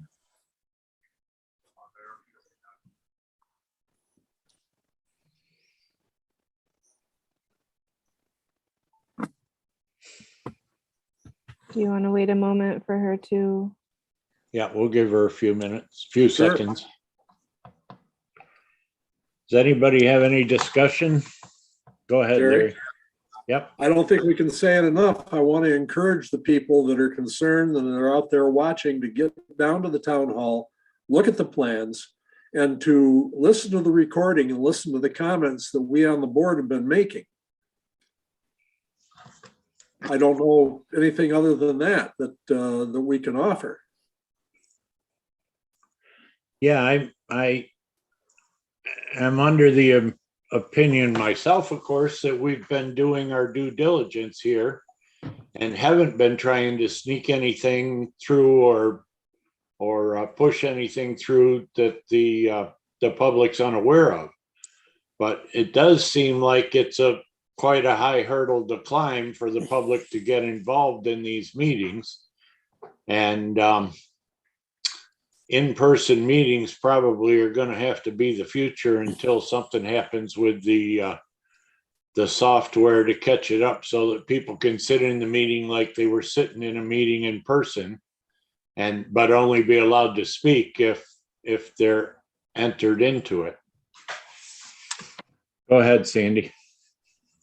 So I think one of the big concerns I heard is that they're not aware of these projects coming up, and I feel like a little bit like that. I know that John and CJ wants to make sure that all the packets are together and that this is a real viable project. But I feel like I would like to know in the future, like, hey, this proposal might be coming up and then we don't have all the paperwork yet, but this might be coming down the road. And I'm wondering if the rest of the town also wants to hear about things that maybe the proposal is not fully developed, but things that are coming before they actually have a complete proposal. That's just my thought. Well, we do a sketch plan review, and that would be the time that information would be going out, because it's usually the first time that we as a board hear of the project. So it's seeming to me like it would behoove the town to maybe standardize the signage that has to be on each one of the properties, and that signage go out at sketch plan review when we're going to do the sketch plan review, so that the public's aware of the beginning of the process and can put together their arguments before we have a public hearing.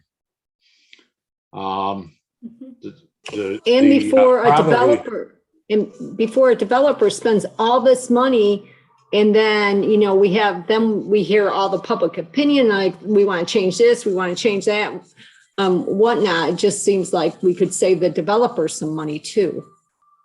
Yep. And We have bring a it little up. problem. We have a little problem here in the fact that the town allows this store. I think Ed replied to somebody in his email that this is permitted as a matter of right. And the developer has a right to develop a plan and present it for the best we can to ameliorate those impacts. And so it's when the sketch plan comes in, fine. I missed the 25th meeting. I was out of town, but yes, it should go out as soon as possible, as soon as we get an application. I mean, I heard about this June, I guess.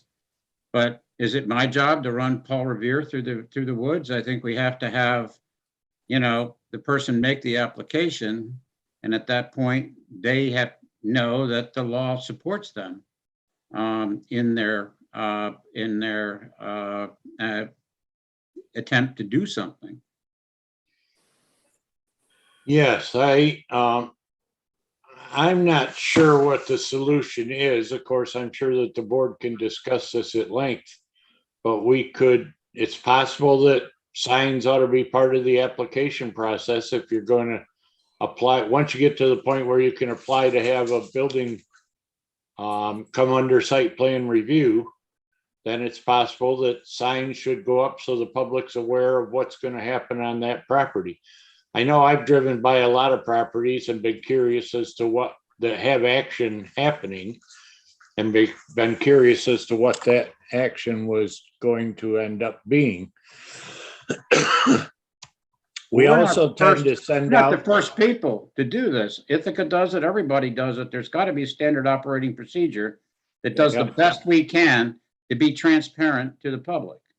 we also tend to send out the notices, what, 30 days before the public hearing or 14 days before the public hearing, or, 10 days. and it's, pardon? It's 10 days, isn't it, Heather, the 10 days. requirement? Yeah, 10 days, it seems to me not to be enough probably, but it strikes me that the public, the people that live around the place or within 600 or 1,200 feet of the proposed development probably ought to be made aware of it long before that, if we're made aware of it. In other words, we may have 3 or 4 meetings on something before we feel that we have enough information available to hold a public hearing. And we sort of assume that everybody's gone to the website or stopped into the town if they're, excuse me, very interested in it or have a dog in the fight. They've stopped in and looked over the information, and maybe they're busy like all the rest of us and they haven't had time. But we ought to maybe give them a little bit more time than 10 days for sure. Well, used to be a legal meeting had to be noticed between 30 and 10 days ahead of the meeting. And it sounds like things have been I looked it up today because I got my announcement in the mail today. I don't know which parcel that referenced, and the other one was a week ago or so. But I did look it up, and New York has changed a lot of stuff around, like 5 days notice, but we got to do the best job we can. I don't know, not the minimum. You Right, I received a agree. second notice because there was confusion that people thought they needed an attorney to speak. So CJ revised that and I resent it. So that was the Oh. second notice. So you missed the first notice, Lynn. You probably threw it away as junk. No, mail. I looked at the first notice. I got 4 parcels down there. And so, easy. No, I didn't Yeah. throw it away. Yeah, You wait, I'm going to be marching back and forth with the sign. Don't worry. I actually did check in with some people down there and they said, gee, well, it's easier to get a jug of milk now. There may be more traffic. Now, honestly, I don't see it a destination. right. Like, It's a like- drive-by stop. It's a drive-by affair, but not everybody. We had 7, 8 people. I hope we hear from more. So we'll leave the public hearing open on this. And Heather, could you collate I don't mean to collate the comments, but collate oh, John, did you have something to say? You're muted, John. Thanks, Jerry. If we're going to adjourn the public hearing, I just want the board to know that we will renotice the public hearing also to the public, okay? Yeah, we'll leave it open. Yeah, well, so we will renotice. But we will So send they'll- notice back out. People will get a notice 30 days in advance or 2 weeks in advance. Are we going to try to do this at the next meeting or the last meeting in December? The next meeting, I think, is a working meeting. Yeah. I would maintain our normal schedule. I think that's probably the best way to go, but that's really up to you folks if you want to convert your next meeting to an action meeting. But I think that we should wait until is it 22nd we have a meeting? I don't Jerry, know. Al's trying to get a hold of you. Say what? Al's been trying to get your attention. It Yeah. sounds like everybody's in agreement that the sign is a good idea. So how do we implement that, standardize it, implement it, and get it going for the next project? What do we do, John or Joe? it's a zoning amendment, Al. It Okay. requires draft zoning to go to the town board, public hearing, the whole nine.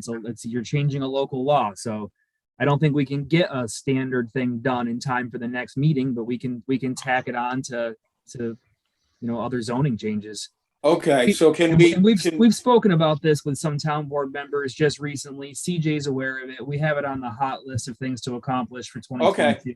okay, good, okay, So- good. There's Given nobody that- stopping a developer of putting up another sign. There's no law, there's no littering sign, is there? Are you gonna make them take it down in 30 days? Most, They could put up a sign just because they wanted to. Sure. Yeah. As long as, yeah, sure. And so we would like it if it was said they put on, even though they're required to, I think at application, but other board members may have another idea. Yeah, I Larry, go agree. ahead. I agree with Jerry. It should be an application. By the time they come into us with a sketch plan or even a developers conference, when they put in an application, at that point in time, they should be required to put a sign up. And that's how the new legislation that John's talking about should read. We've got to give people as much time as possible to react to these things. Right now, we've got an adversarial condition where everybody thinks that we're trying to put something over on them simply because they don't feel they're getting enough notice. Information early enough. Yep. Go ahead, Heather. I have 3 emails that need to be read into the record. Okay, let me ask you one thing. If you could, with the emails that you get and the comments that were made tonight, could you turn them into bullet points for us and distribute those bullet points for the next meeting? Not the next meeting, but the one after that, where we're going to be discussing this. Yeah, so any Rather public than comments?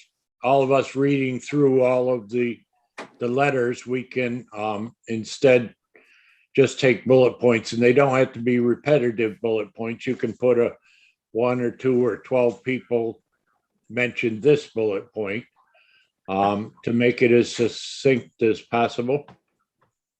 I can try. I know that's asking a lot. Yeah, I mean, I have condensed all of the comments that I've received as of 2:00 today. It is in one document on Laserfiche with the submittals, fully accessible to the public. I will update that as I receive more.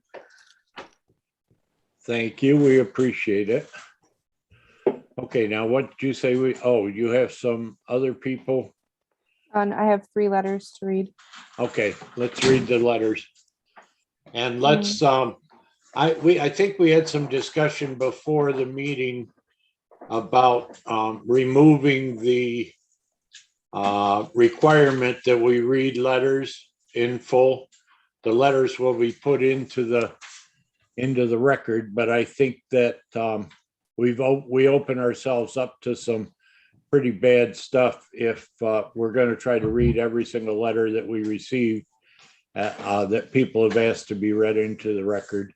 They become part of the record no matter what, whether it's read or not. And what does the rest of the board have to think about that?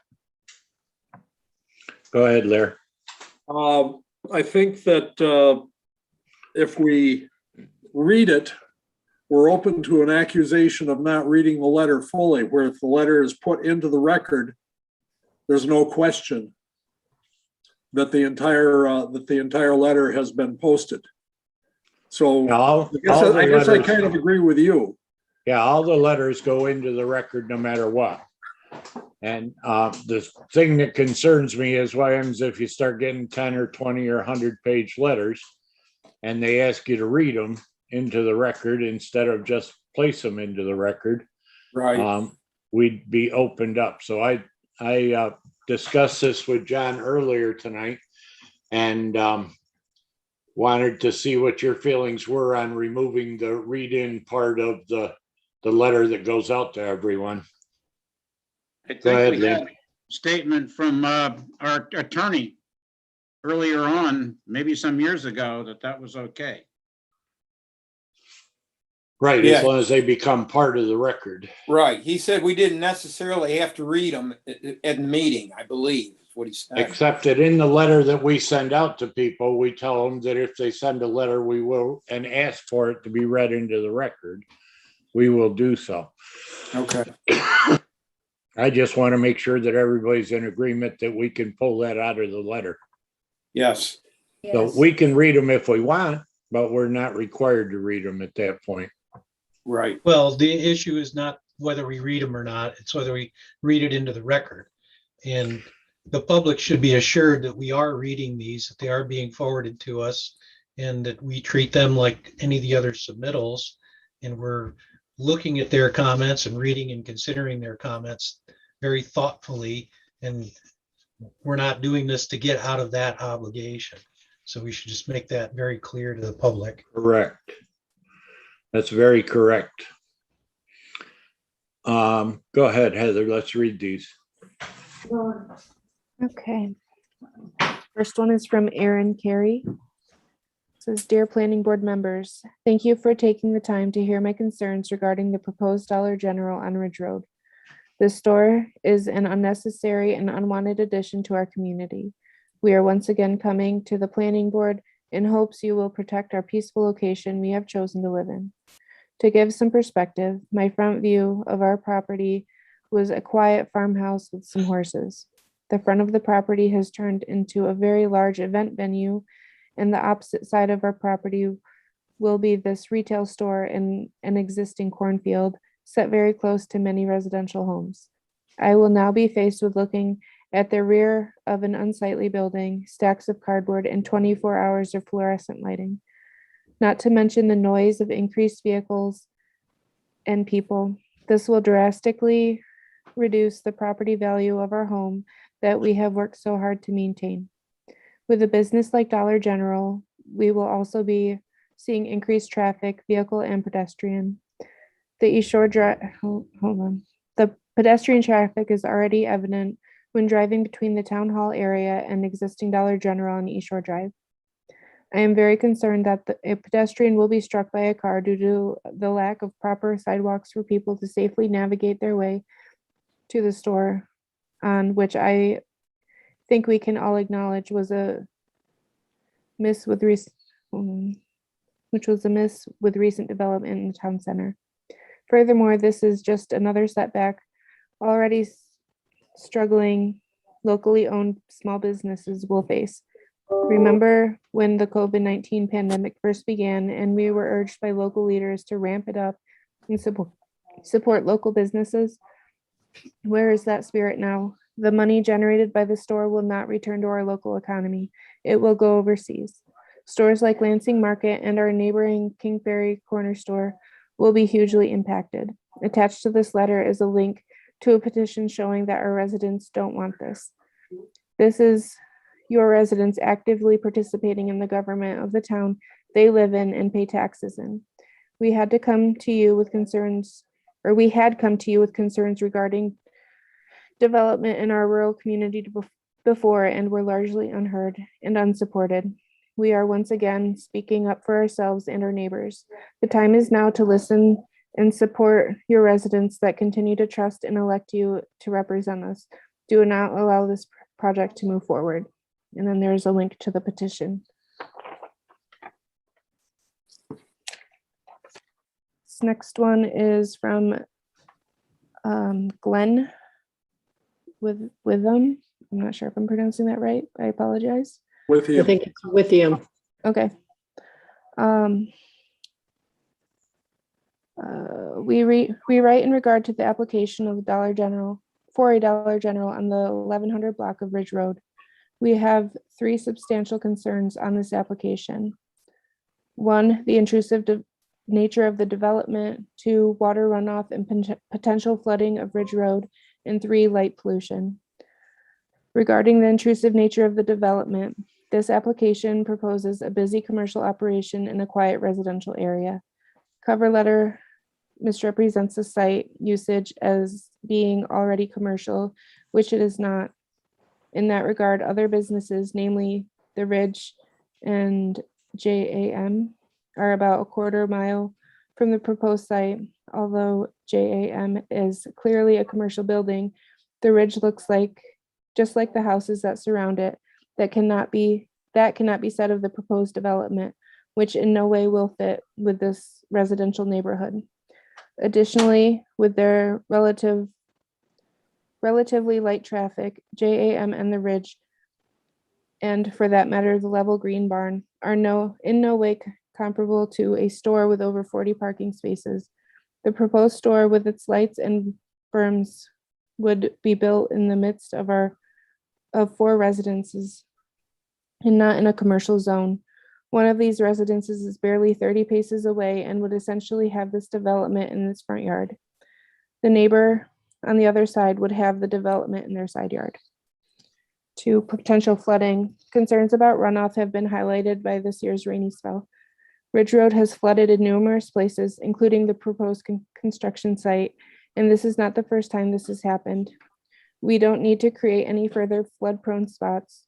Cover letter indicates no wetlands on site and further indicates no steep slopes. To the contrary, this site does have a steady drop in elevation from east to west, and a substantial wetland and ponds exists immediately across the road from the site. Any outflow from the site, which again has substantial pitch from east to west, would add to the water issues that plague Ridge Road. Moreover, the tax map shows this location as having poor drainage and highly erodible soil.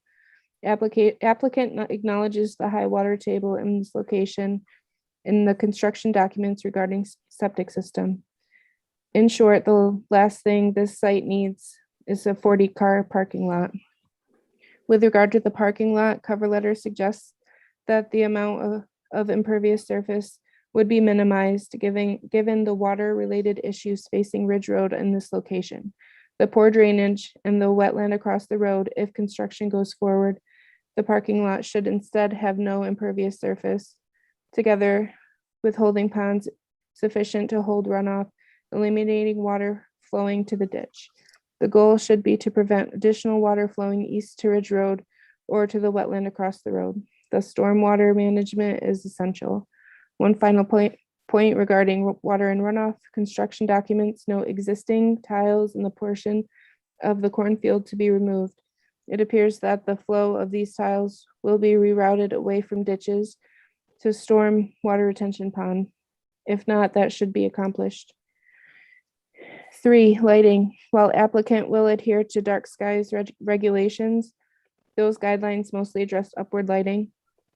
This does not fix the inevitable and inappropriate blaze of light surrounding the store, including its signs. The normal darkness of this rural location will be permanently disturbed if this project goes forward. In sum, contrary to the assertions of the cover letter, this project is a poor match for the site. And then the last one, this is from Corey and Dean Maloney. Dear board members, we write to express our concerns with the 3rd proposed dollar store to be built in the town of Lansing. There are 3 major issues with this. 1, Lansing Market is a critical shop for local residents, and a 3rd Dollar General will surely negatively impact their customer base. 2, dollar stores are known to negatively impact the consumption of fresh food, especially in rural areas. And 3, we need to be very careful about the businesses we allow to build in RA zoning districts.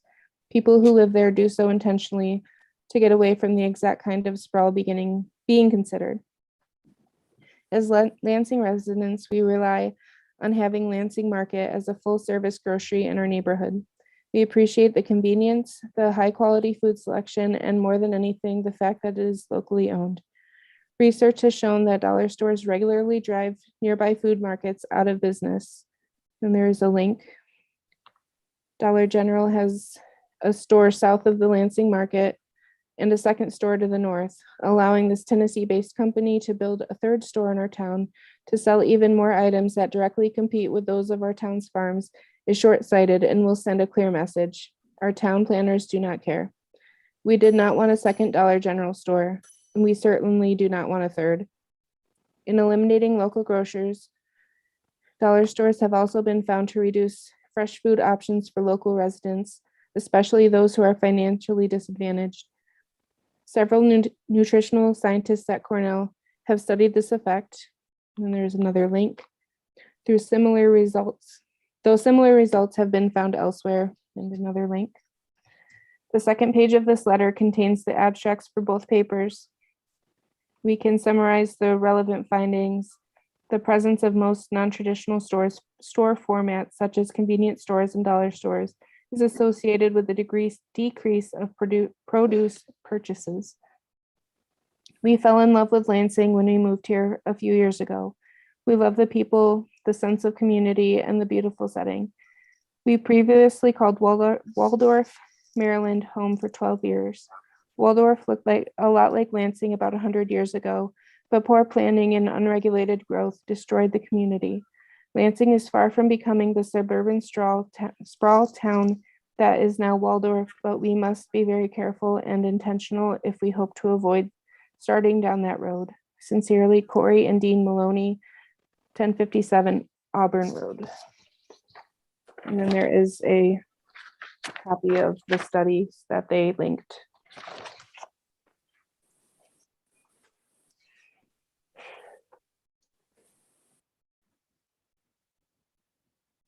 The dollar stores, is this the study that they link refer to dollar stores instead of to a? It's association between frequency of food shopping at different food sources and fruits and vegetable intake among rural residents in upstate New York, and food retail market structure and produce purchases in the United States. I don't think the Dollar General sells any produce. They do in other stores. There's produce They sections. do. Yes, I don't know They about this. have produce in Dryden. Mhm. Go ahead, Larry.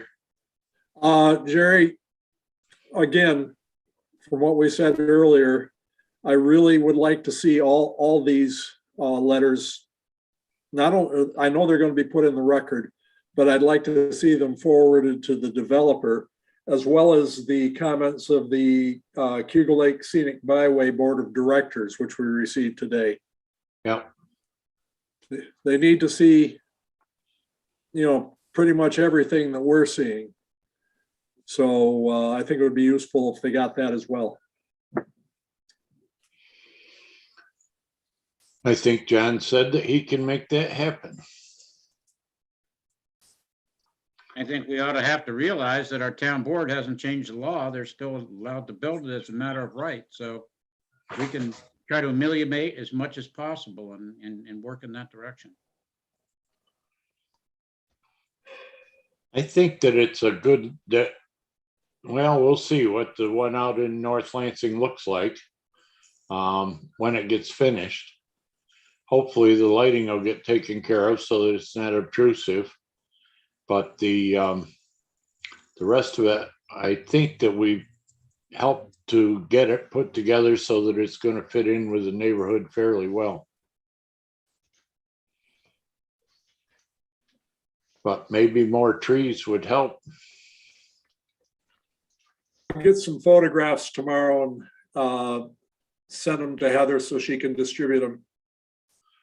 I'd appreciate that. Larry, you mentioned earlier about having a problems with stormwater in the beginning. You don't want to deal with that? Okay? It was before their practices were complete, when we had that terrific rainstorm. Basically, the whole intersection from Sharpstein Road almost all the way down to the fire station was underwater. Right. No, I thought you meant on this proposed project. Didn't you mention stormwater earlier today? Well, I was concerned about where it's going after it leaves the site, because there are only two very small pipes going under the main road. But Right. Lynn had some comments directly about stormwater problems on the site. And I know in the past, we have mentioned that there are a lot of old stone ditches and clay tiles in those fields that there's water hidden in there everywhere. Right. But Lynn had some comments directly about the water. Yeah, I just think that we have to be aware of it. I mean, the engineering is saying whatever they do with their impermeable surfaces will be stored, infiltrated, or let out at a later time. What's coming off those fields is over and above and doesn't have anything to do with their mitigation and stormwater plan. And they probably would leave things better than they were per the engineering. But when you get overwhelmed, you get overwhelmed. And the state is notorious for not having big enough pipes, and they don't maintain them. I've yelled and screamed at them, and what can we do? And they, just look at you like you're nuts. I mean, it's an amazing situation, but that particular Monday going to Weedsport, as I say, I had to cut across, and everything was flooded. It was definitely a non-standard situation. Right.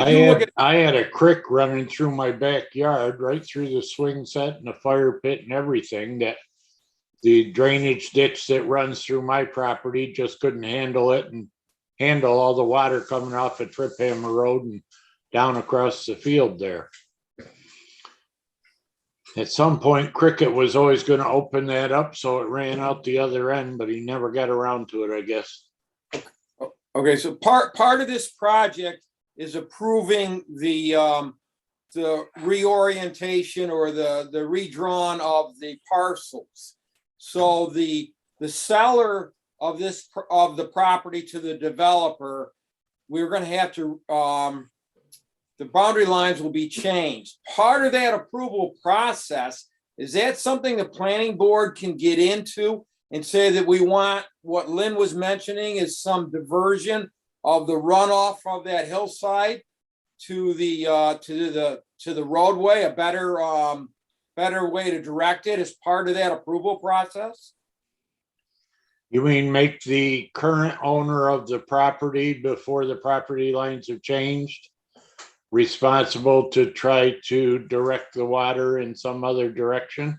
Right, the water that runs off the hillside, so it doesn't go behind the neighbor's property or the subject property, but is diverted to a swale or drainage ditch to the north that the developer or the seller still owns. Can that be part of the approval process, since we have to approve the boundary line changes as part of this whole project? Well, it's all planted field, so I don't think that you can swale it or berm it, but Lynn would probably have a lot better knowledge of what goes on there. You can do anything, but that's not his problem. He sold the land. This person has to develop. The stormwater rules, as I understand it, is that they have to take care and leave their whatever input they have to it has to be regulated and taken care of from their square footage of impervious surface. But he's selling the land with our approval because he's redividing the lot lines, correct? He hadn't subdivided it already? That's part of this application. Right. That's a good question. I don't think it's his to do. If there's an impact that is directly related to the project, then we can require mitigation of that impact. So if the development is somehow raising the amount of water leaving the site, then we can require that it be mitigated. And I'm not sure. I'm not certain that's what we're talking about here. No, what I think Al is trying to say is the previous landowner, who probably still is the landowner since we haven't changed the property lines, right, has a Al is saying that he has a responsibility to make sure that the water that falls on his property isn't flooding out his neighbors. And can we force that issue in the lining of the properties? And I thank you, Jerry. So what I would say is, if somehow reconfiguring the property lines is going to exacerbate that issue or cause flooding of the neighbors, then we can require that that's mitigated. But that which has been going on for years through history, we can't require that it be changed. simply due to a lot line, a change in the lot lines. But that doesn't mean that folks aren't amenable to helping their neighbors anyway. Oftentimes Right. they are if we bring that up. So a large part of the water that was coming off that field is going to the northern section that is not the subject property. Okay, is it? All right. If you walk that road ditch, you can see where it came out of the field. Okay, I didn't realize that. All right, I see. All right. I thought it was coming across the subject property and the neighbor's property. In fact, some of the photographs that that young lady sent in show a lot of the water running down Emmons Road and across the front of the ridge down the state road in that direction. It just comes in every direction off that hill. And I've been looking at the contours on the drainage plan, and I'm not convinced that a lot of it is not now going to channel its way right through the parking lot of the Dollar General. I mean, I think I can still, I think I can still read contours. That's what it looks like to me too, Larry. So I that's think you're gonna why have I'm sheet saying flow. there should be a diversion to the east of the boundary lines that takes some of that runoff from the hill and then direct it, to the north, like you're saying, is it existing now? Make sure it goes to the north through some sort of swale, diversion ditch, whatever. I'm just, in other words, the subject property doesn't have enough space to put a diversion ditch or a swale on the east side. But can we require it to be put on the existing land because it's part of this approval process of this, whatever it is, 1 acre, how many acres is a subject lot? I forgot. Little under 2. 2 acres. So I think that John said that the answer to that is no, unless the water that we're dealing with is directly caused by the subject development. oh, okay. All And right. since this water is coming from down Emmons Road and all the properties up there, All right. running down to that ditch and running over, it's not gonna be the Dollar General can't ameliorate all of that. All right, I follow your logic there. It's not the subject property that's causing the problems, it's the property uphill. Right. Okay. Properties uphill that are dumping their water just down the hill. All right. Mother Nature's been pumping it for about the last 5 billion years, so since Lake Iroquois went out, so. Lake Iroquois. I wasn't even born then. I used to do a lot of fishing there. I might have a year on you too, Jerry. All right, any other comments? Sorry, I came in late and I missed the draft board meeting minutes from the last meeting. Were those approved? They were. Because I And think we that- were surprised nobody had any corrections. But Well, if I you did- have some, you could slip them to Heather. Well, I just have a comment to make on those. There's about between 25 and 30 people at any time tonight on the YouTube watching this meeting. And I would just bring to their attention the meeting minutes from our last meeting and specifically the code updates. There's 3 lines, 3 bullet points under there that doesn't come anywhere close to what our discussion was on code updates. And it really relates to the process that we're talking about here in this particular plan for an application for development, that people in the community are very concerned about how development is going, what the process is. And we spoke at length in the last meeting about public involvement, trying to get stakeholders involved. And a couple years ago, when the wedding barn came up, there was a lot of opposition in the community and a lot of comments from the community. And then there was radio silence from the community in terms of their involvement with this board until projects like this come up. And then all of a sudden, everybody's very concerned again that they're not tuned in.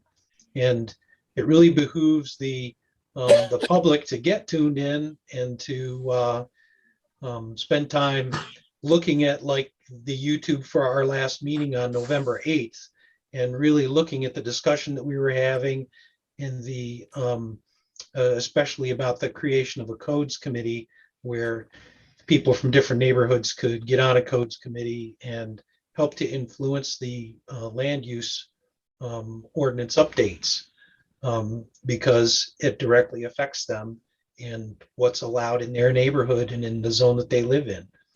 So just quick comment about that. All right, if there are no more comments, we'll move on to our next agenda item. I have a Leaving the quick, public. Go ahead, Tom. just a quick comment.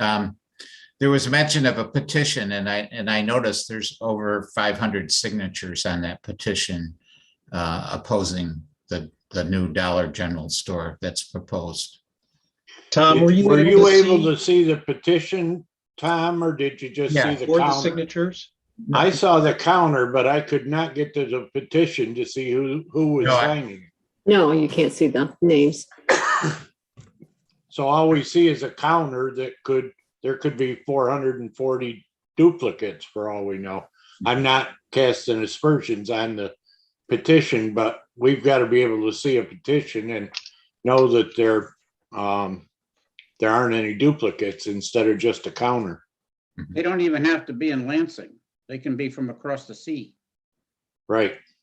A petition, as far as to the best of my knowledge, is only pertinent if you're talking about a zoning change that affects something like 25 acres or more. I don't believe that applies to site plan reviews and subdivisions.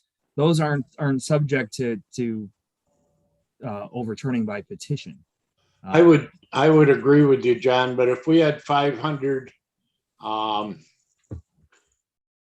members of Lansing that were completely against this store and they signed a petition and put their name against it, that we would want to at least consider that fact as we were continuing and try to find out from those 500 what their criticisms and concerns were. To me, it doesn't matter if it's 500 or 2 people. Their concerns are valid. All their concerns are valid, but we need to know what they are. Well, I think we're hearing concerns. Concerns is we have a law that allows this to happen. Nothing to do with the planning board. Mhm. Yep. Yeah, I'm sorry, Sandy. I didn't mean to suggest that numbers mattered. The concerns matter. And what I was trying to say was that if you had 500 people that signed a petition, what are their concerns? Just a number, a counter on a website isn't telling us anything. It's not giving us any information. Correct. Are there any more comments? Plenty, but let's not make this meeting any longer than it needs to be. I have no idea what that print was trying to show us that we saw for Village Solars, but I'm sure somebody's going to explain it to us. So we can bring them in. Have a good night, all. Thanks for your time. Thank you. Hey, Jerry, Yeah.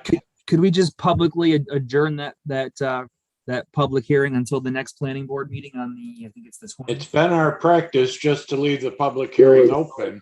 That's the same thing. That's fine.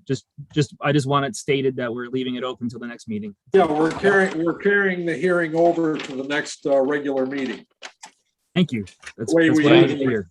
And possibly beyond if necessary. Perfect. Go ahead, Steve. What have you Real got quick- for us? Stephen Real quick, for Lucenti? the record, I need a second. Second, Thank you. Oh, to leave the public hearing open? Yes. Oh, all in favor? aye. All opposed? Abstained? Okay. Yeah, I don't think we ever voted on leaving one open before. Didn't have John here. Go ahead, Tim or Stephen, whoever is talking to us. Hi, guys. What is your plan here? I'm not sure that the paper that I saw or the digital readout was telling me very much. Well, to summarize real quickly, it's the last phase of the multi-phase project at Village Circle and Village Solars. Originally, I don't know if you got the narrative out, John, it came late to you, but there were 572 units approved for the site as part of the PDA. And the applicant is trying to do the 7th and final phase, which would be about 138 units. They're on existing separate parcels that already have buildings on them, and I've shown in red on the drawing where these buildings will be built. There's, I think, 6 buildings, 5 are 24 units each, and 1 is 18 units. And they'll be the same style, same type, high energy efficiency rental units. And I believe that because the PDA was already, I'm Johnny come lately, this was a Larry Fabroni project, you folks probably remember. So I'm kind of starting out from scratch a little bit, and I think poor John is in the same situation as I am. We're just trying to get organized and figure out what's going on. It looks like it's been a good project. It's absolutely full in terms of the tenancies. And it's a needed project because it seems like housing in the Ithaca area is in short supply. So, but that's it. It would still be subject to site plan approval as far as I know, because we've got to make some changes in the parking lots, new parking lots, and the storm drainage that have to be revised. But this is just a first attempt to show you what we're thinking and where we want to do it. Are these empty lots now? Or are there buildings on it? There are already Some of buildings the on it. original buildings are there. Pardon, Buildings Larry? are on it? These are the older buildings that are going to get tore down and then new buildings put on top. Correct. Correct. Rocco, are these ones you bought from your grandfather's estate? No, Al, these are buildings which we've already owned. You already own for a long time. It's these are 4 of the remaining 6 older buildings that we own, and okay, so they're not part of your grandfather's estate. Correct. Okay, and how many new units are we going to have compared to the existing units? What's the change? So it would be a net 98. We would tear down 40 and we would replace them with 138 new ones. So there'd be a net 98 new units. 98 new units. Wow. And you have enough sewer permits to do this? Yes, we believe that we do. We've talked with Larry Fabroni. We've done the research in it. We're confident. If anything changes in that regard, we'll let you know. But as of right now, yes, we're confident. I think we're actually currently working that situation out with the village of Cayuga Heights, right? We haven't quite firmed those numbers up yet, but we're in the midst of trying to ascertain how many units are available. Yes, we're talking to them right now, and we believe that they will eventually agree, but obviously we're in the middle of that process. We don't want to get too ahead of ourselves there. Okay. Is it possible to get a map up on the screen? Because I heard someone say that there was a colored line describing some of it, and the map I saw was all black and white, and I have no idea what's going on. There we go. Thank you. So these buildings are being torn down and replaced? Yes, we're going to be tearing down on one of the parcels. There's 2 buildings, and on the 2 other parcels there is 1 building, and those will be combined to form the 138 units. The largest one is the one with the 2 buildings on it. Currently, what we call buildings 6 and 13. And the other 2 smaller lots have what each? Those currently have, one of them has 24 units, one of them has 48 units on it. And what's currently there is 10 units apiece on those 2. And those will be torn down and replaced with the 48 and then the 24. So we're talking about tearing down 4 buildings and building 6 buildings. Yes. It looks like 5 buildings, so what am I seeing wrong here? 2, 3. One lot has 3, one has 2, and one has 1. 2 and 3 add up to 1 or 5. 2 and There's a One third, and the other. one. One lot has a single in the middle. 3, 1, and 2. 6 buildings. 6 The buildings. upper big lot Yeah. has 3. The Yeah, lower lot has 2 24s, and the one in the middle, smallest one in the middle has 1 24. so there's 6 buildings coming down and 4 buildings going up. 4 buildings coming down and 6 buildings going up. Correct. So what we're looking at is what's going to be there, not what's there now. Correct. Yes. This is These are proposed proposed. there. This There's is a- proposed. Yeah, there's a photo I sent in the narrative that shows the existing buildings on an aerial photo. Tim, does this agree with the original PDA proposal as far as the parking and the orientation of the buildings? Or has this changed?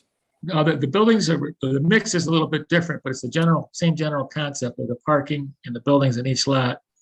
The owners are trying to get as many south-facing buildings as they can for the solar input and the energy efficiency. So, but I think from the original one, it's pretty close. Yeah, I think we need to see what was originally approved and compare it to what you're proposing. Board members, what do you think?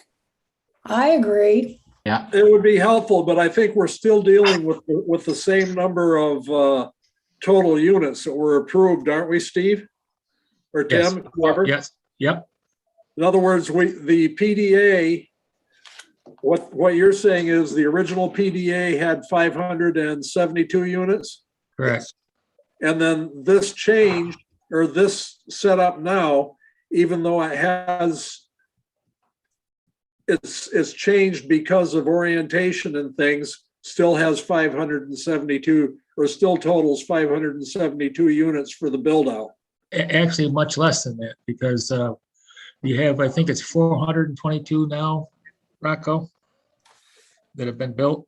Yeah, I believe right now it's the number that we had, it was 430 that have been built, and then 30, okay. 138, which would be 568, which would actually leave us with 4 additional units, of room, which we wouldn't be building at this time. And how about the trails, the way the trails are oriented? Has that changed? Well, Yeah, the trails are, oh, sorry, Tim, go ahead. I was gonna say, yeah, some of the trails will be revised because of parking areas and things like that, but they'll still be there. I think I'm correct with that, Rocco.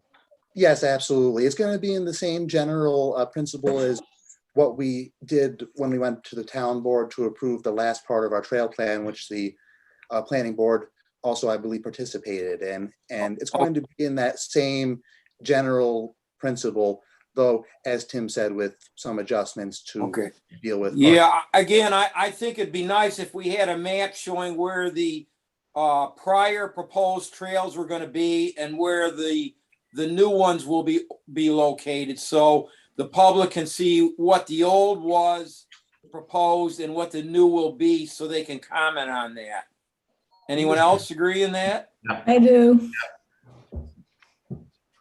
I would like to understand what the process is. Is this going to go before the town board as a PDA change or adjustment, or is this just a planning board site plan approval? As it stands right now, this is just a planning board site plan approval because it's as it's submitted, which, this is just a sketch plan, so we don't have a lot of information here. But if it conforms with the PDA requirements, so if the number of units and the configuration are in conformance with that local law, then it only requires site plan review. Now, if they're changing the PDA, then it's got to go back to the town board. But which we're not. Rocco, Thank you. what would you anticipate for the construction schedule here for phase 7? So we're in the middle of phase 6 right now, and we're anticipating to finish that, the first building in July, the second building in August. And we are hoping to get this started concurrently to finishing that. So hopefully starting in around July or August. And at that point, we would build it out at about 42 units a year. And at that rate, it would take us, I believe, 4 years to finish it out. We would have not quite 42 at the end for the last phase, but we would do it out around that sort of a time frame, and then that would be the end of our approved PDA. So looking at these three sections here, which one would go first, second, and third? We're not 100% sure of that right now. I think that probably the most logical thing would be to start with building 11, but really some of it will depend on just what we want to do with the construction sequencing. The reason I say building 11 might be logical is because it's a little bit further out of the way, but that's something that we're going to have to figure out, though. Certainly, at one point when we do the building 10, that will also have to include one of the ones, and I'm getting a little ahead of myself. When I say building 10, I mean the one that is only 24 units, the one that just has the one 24 unit building. The one in the middle. That will probably Okay. have to be done alongside one of the two buildings in the other one, just because we'll need it to have a full year of construction. And then I would presume we'll probably take the other two from that one in the next year and then finish up with the following two. That's not set in stone, but that's just how I would view it looking at it right now. The truth is that we don't have a firm schedule for which ones we would do first at this point. Okay. Yeah, a lot of it would be suffice. too on if with the stormwater construction and management, Mhm. that we have to be sure that's in place before we start adding things. So a lot of the sequencing would depend on how we do the stormwater provisions. There's a lot of stuff already in place on the site that handle what's already there, but we're going to be changing that, obviously, as I said in my narrative. So that could impact the sequencing to make that more efficient. Because But once as we actually get Rocco- into the design. So. As Rocco said, it sounds like you would be doing two buildings at a time. Just not sure which two at which point. Right now, yep. Yeah, exactly. Okay.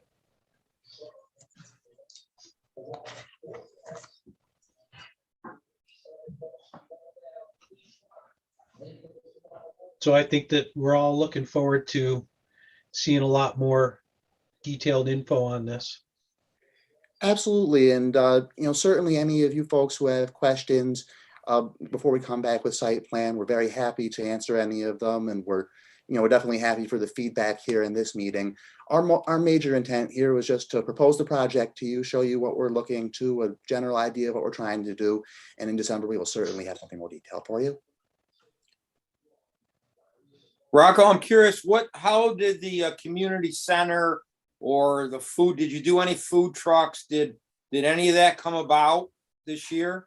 Yes, so we have done our micro market, which is now 24-hour operating full service food market, which includes both fresh food options as well as some more traditional stored food type items that don't require refrigeration.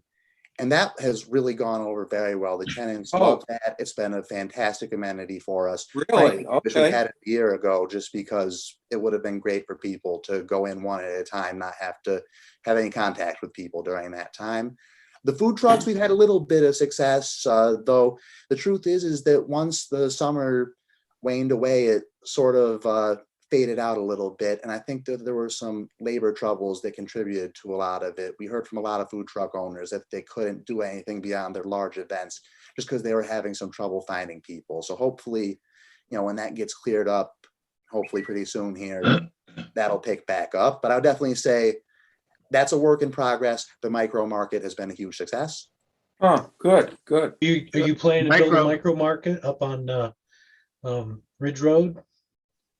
Micro on Ridge Road. Well, someone else will have to do that. So the micro market is all machines? I'm just asking questions. Oh, yes, the micro market, it's all machine operated. We have a lock that we give our tenants a code to so that they have it.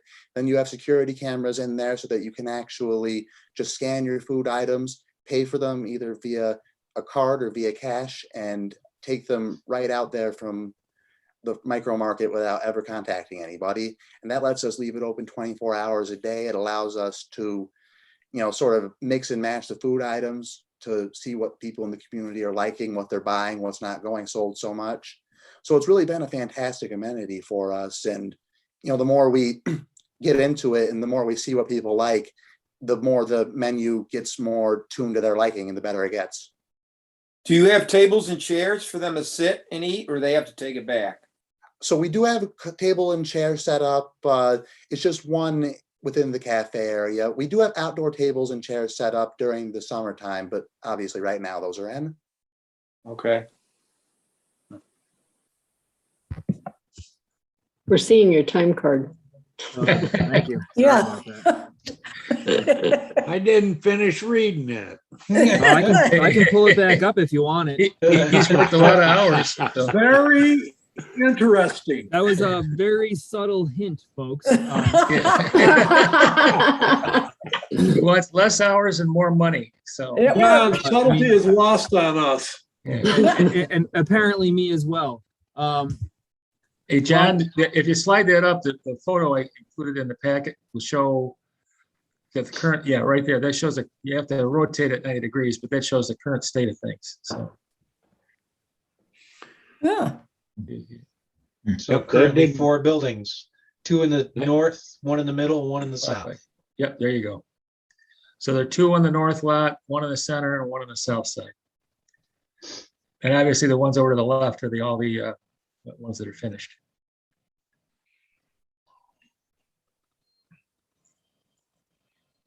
Can Larry get a lunch pass?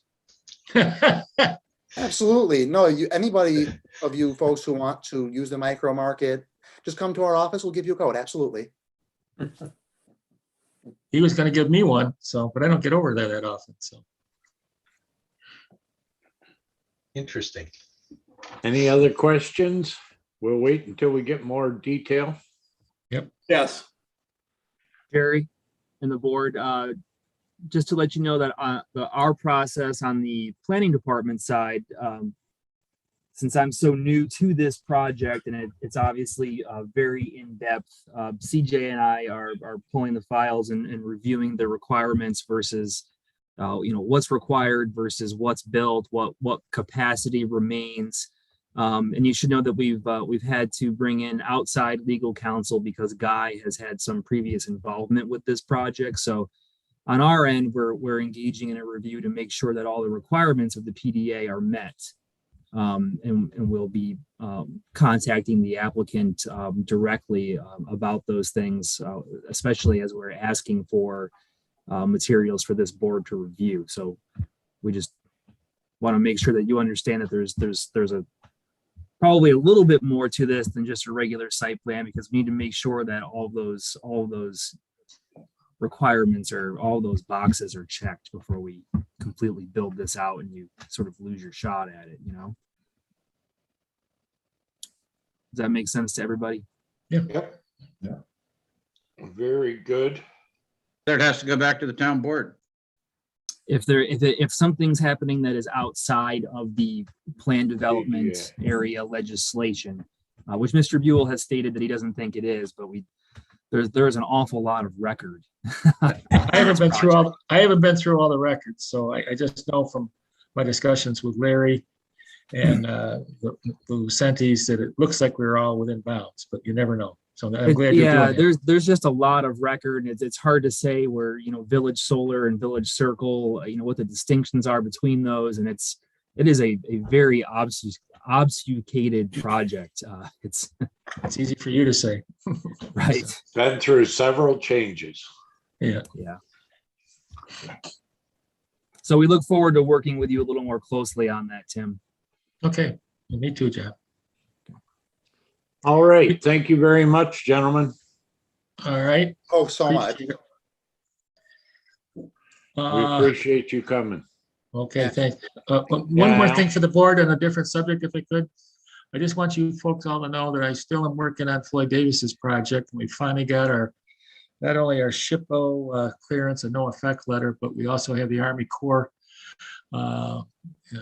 nationwide permits for the pipeline work we're trying to do. So I'm going to be working with Dondi to try and resolve all of the technical issues with him and get that finished up. So we hope to get to see you soon and finish that project up.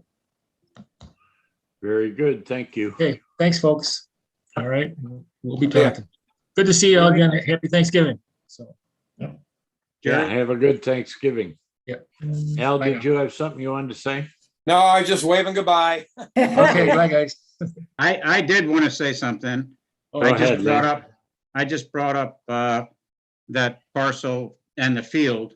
And you can see where the drainage issues are in the field and where they come down. And I don't know, I sent it to Heather and she can send it out to people. Oh, good. It just kind of highlights what we're talking about, but there's plenty of, those are the above ground gullies, if you will. So see where the eastern, or the southern side has tiles more so they're picking it up, but they're there. So in your opinion, the only way to really mitigate that flooding is for the people upstream to slow the water down when it falls that fast. Well, the state, they're not going to do it, but the state has to put bigger pipes under the road with the Bigger. infrastructure, the fact we're getting bigger storms. Yeah. And maintain what they have.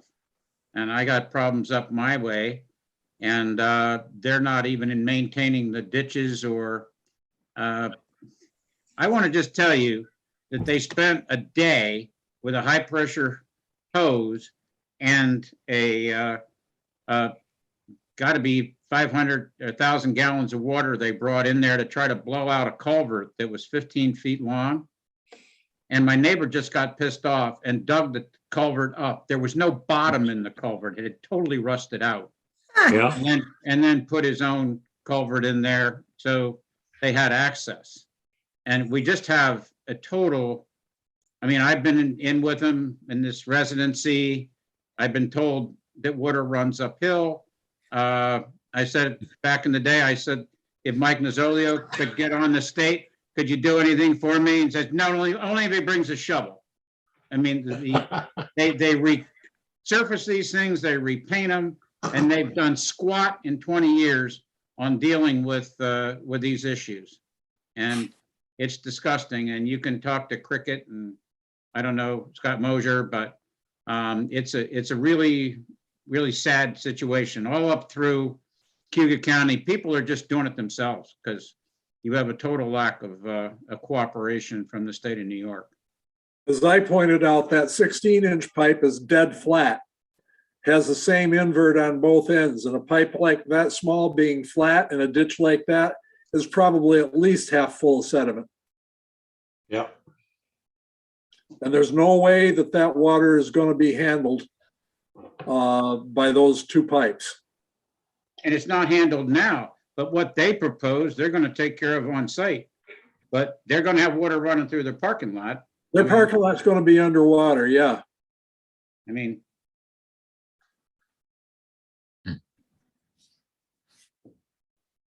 Any other discussion? Yes.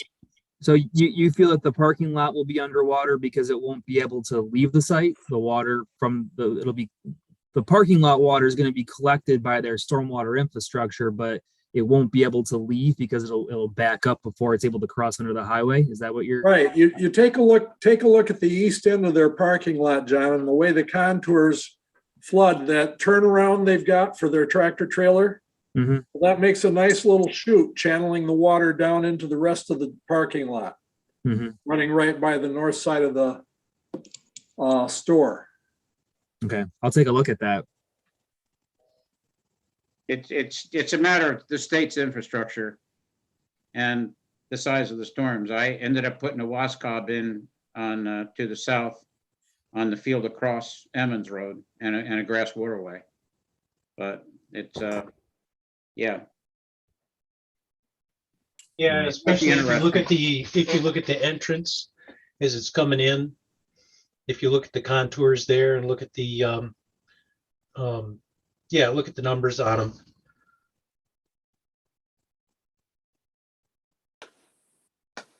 See, the north side of the parking lot is higher than the parking lot, and the south side has the store, and then that where that turnaround for the tractor trailers is just forms a nice little chute. Coming off the road. No, coming off the field, down towards the road. Down towards the road. But before it hits the road, it's kind of getting to a low spot. Yeah, And if the ditch is already overflowing and it's up at the level of the And it's gonna run out in the road. roadway, so the roadway is at what, 862 or 863, and if the water is up at 863, you know, that contour there in the driveway is down to 862. It's gonna, well, that looks different than the map I have here. So Because the if you- numbers are too small. can you see my cursor right here moving? Yeah, That's 867 going down to 66, 65, 64, 63, and then Which plan is this? Because I'm looking at C701. And the numbers are C401. 401. but that, you know, John, what you just showed us, the road is at 62. The invert of those pipes in the ditch is at 860. Yeah. That's, you know, there's no way that's going to handle that.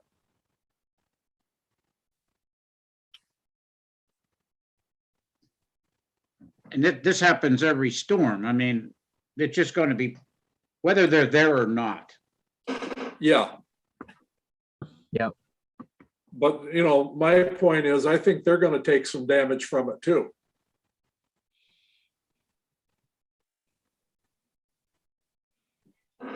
You know, that's their engineering. They, you know,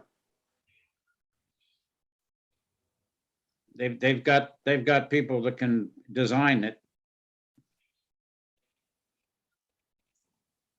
I've worked with engineers for 56 years, and just because they're engineers doesn't necessarily mean they can tell the difference between a foot and a meter. Do you know, Larry, where that east side ditch in front of this proposed location, where it drains? Is there a culvert that goes under the road, or does it drain to the south along and under Emmons Road and continue on? I think it goes everywhere it can, but it can go straight across the road. Oh, There's there's an 18-inch right there. He's got an 18-inch there, and then about 50 feet to the south of the store, there's a 16-inch, and that's the one that I was talking about that's Is it flat. flat level? Uh-huh. Yeah. Come back up a little bit more. I guess it's not to the south, but it was a 16 right There it there. is. Yep. And then And there's that- a pond across the road. Yeah, Right. and the invert on both sides is 860. 0.4. Yep, exactly the same. Here as well, Larry, the invert on this culvert is these two inverts are at the same elevation. 862 at each end. 860 on each end. Invert at 860. Oh, okay. Yep. Those- Yep.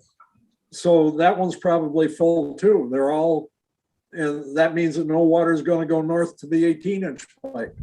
Right. Well, the invert is lower on their proposed culvert than what goes under the road. Mhm. Well, they just redid the road and tore it all up and repainted it. So it's time to do something new and tear it up again. All right, everybody okay if I stop screen sharing? Yep. Yes. Thank you. Anybody got anything else they want to bring up? Move to adjourn. Second. Meeting's adjourned. Thank you very much. And what's the date of the next meeting? Just so Looks- everyone has it. I think the 20th, right? We're not meeting on the second Monday. in Second December? Monday of December. The 13th, I have the 13th and the 20th. Yeah. That's correct. The 13th is your working meeting with CJ, correct? Mhm. Yeah. Okay. And then the 20th is your action meeting with me. Right. Something about That's the that only one doesn't that work. counts in my There's mind. only 7 days between the 13th and the 20th. Because they didn't want to have it on Christmas. Thank you very much. This meeting's adjourned. Happy All right. Thanksgiving, everyone. Yeah, Happy happy Thanksgiving. Thanksgiving. Have a good time. Woo.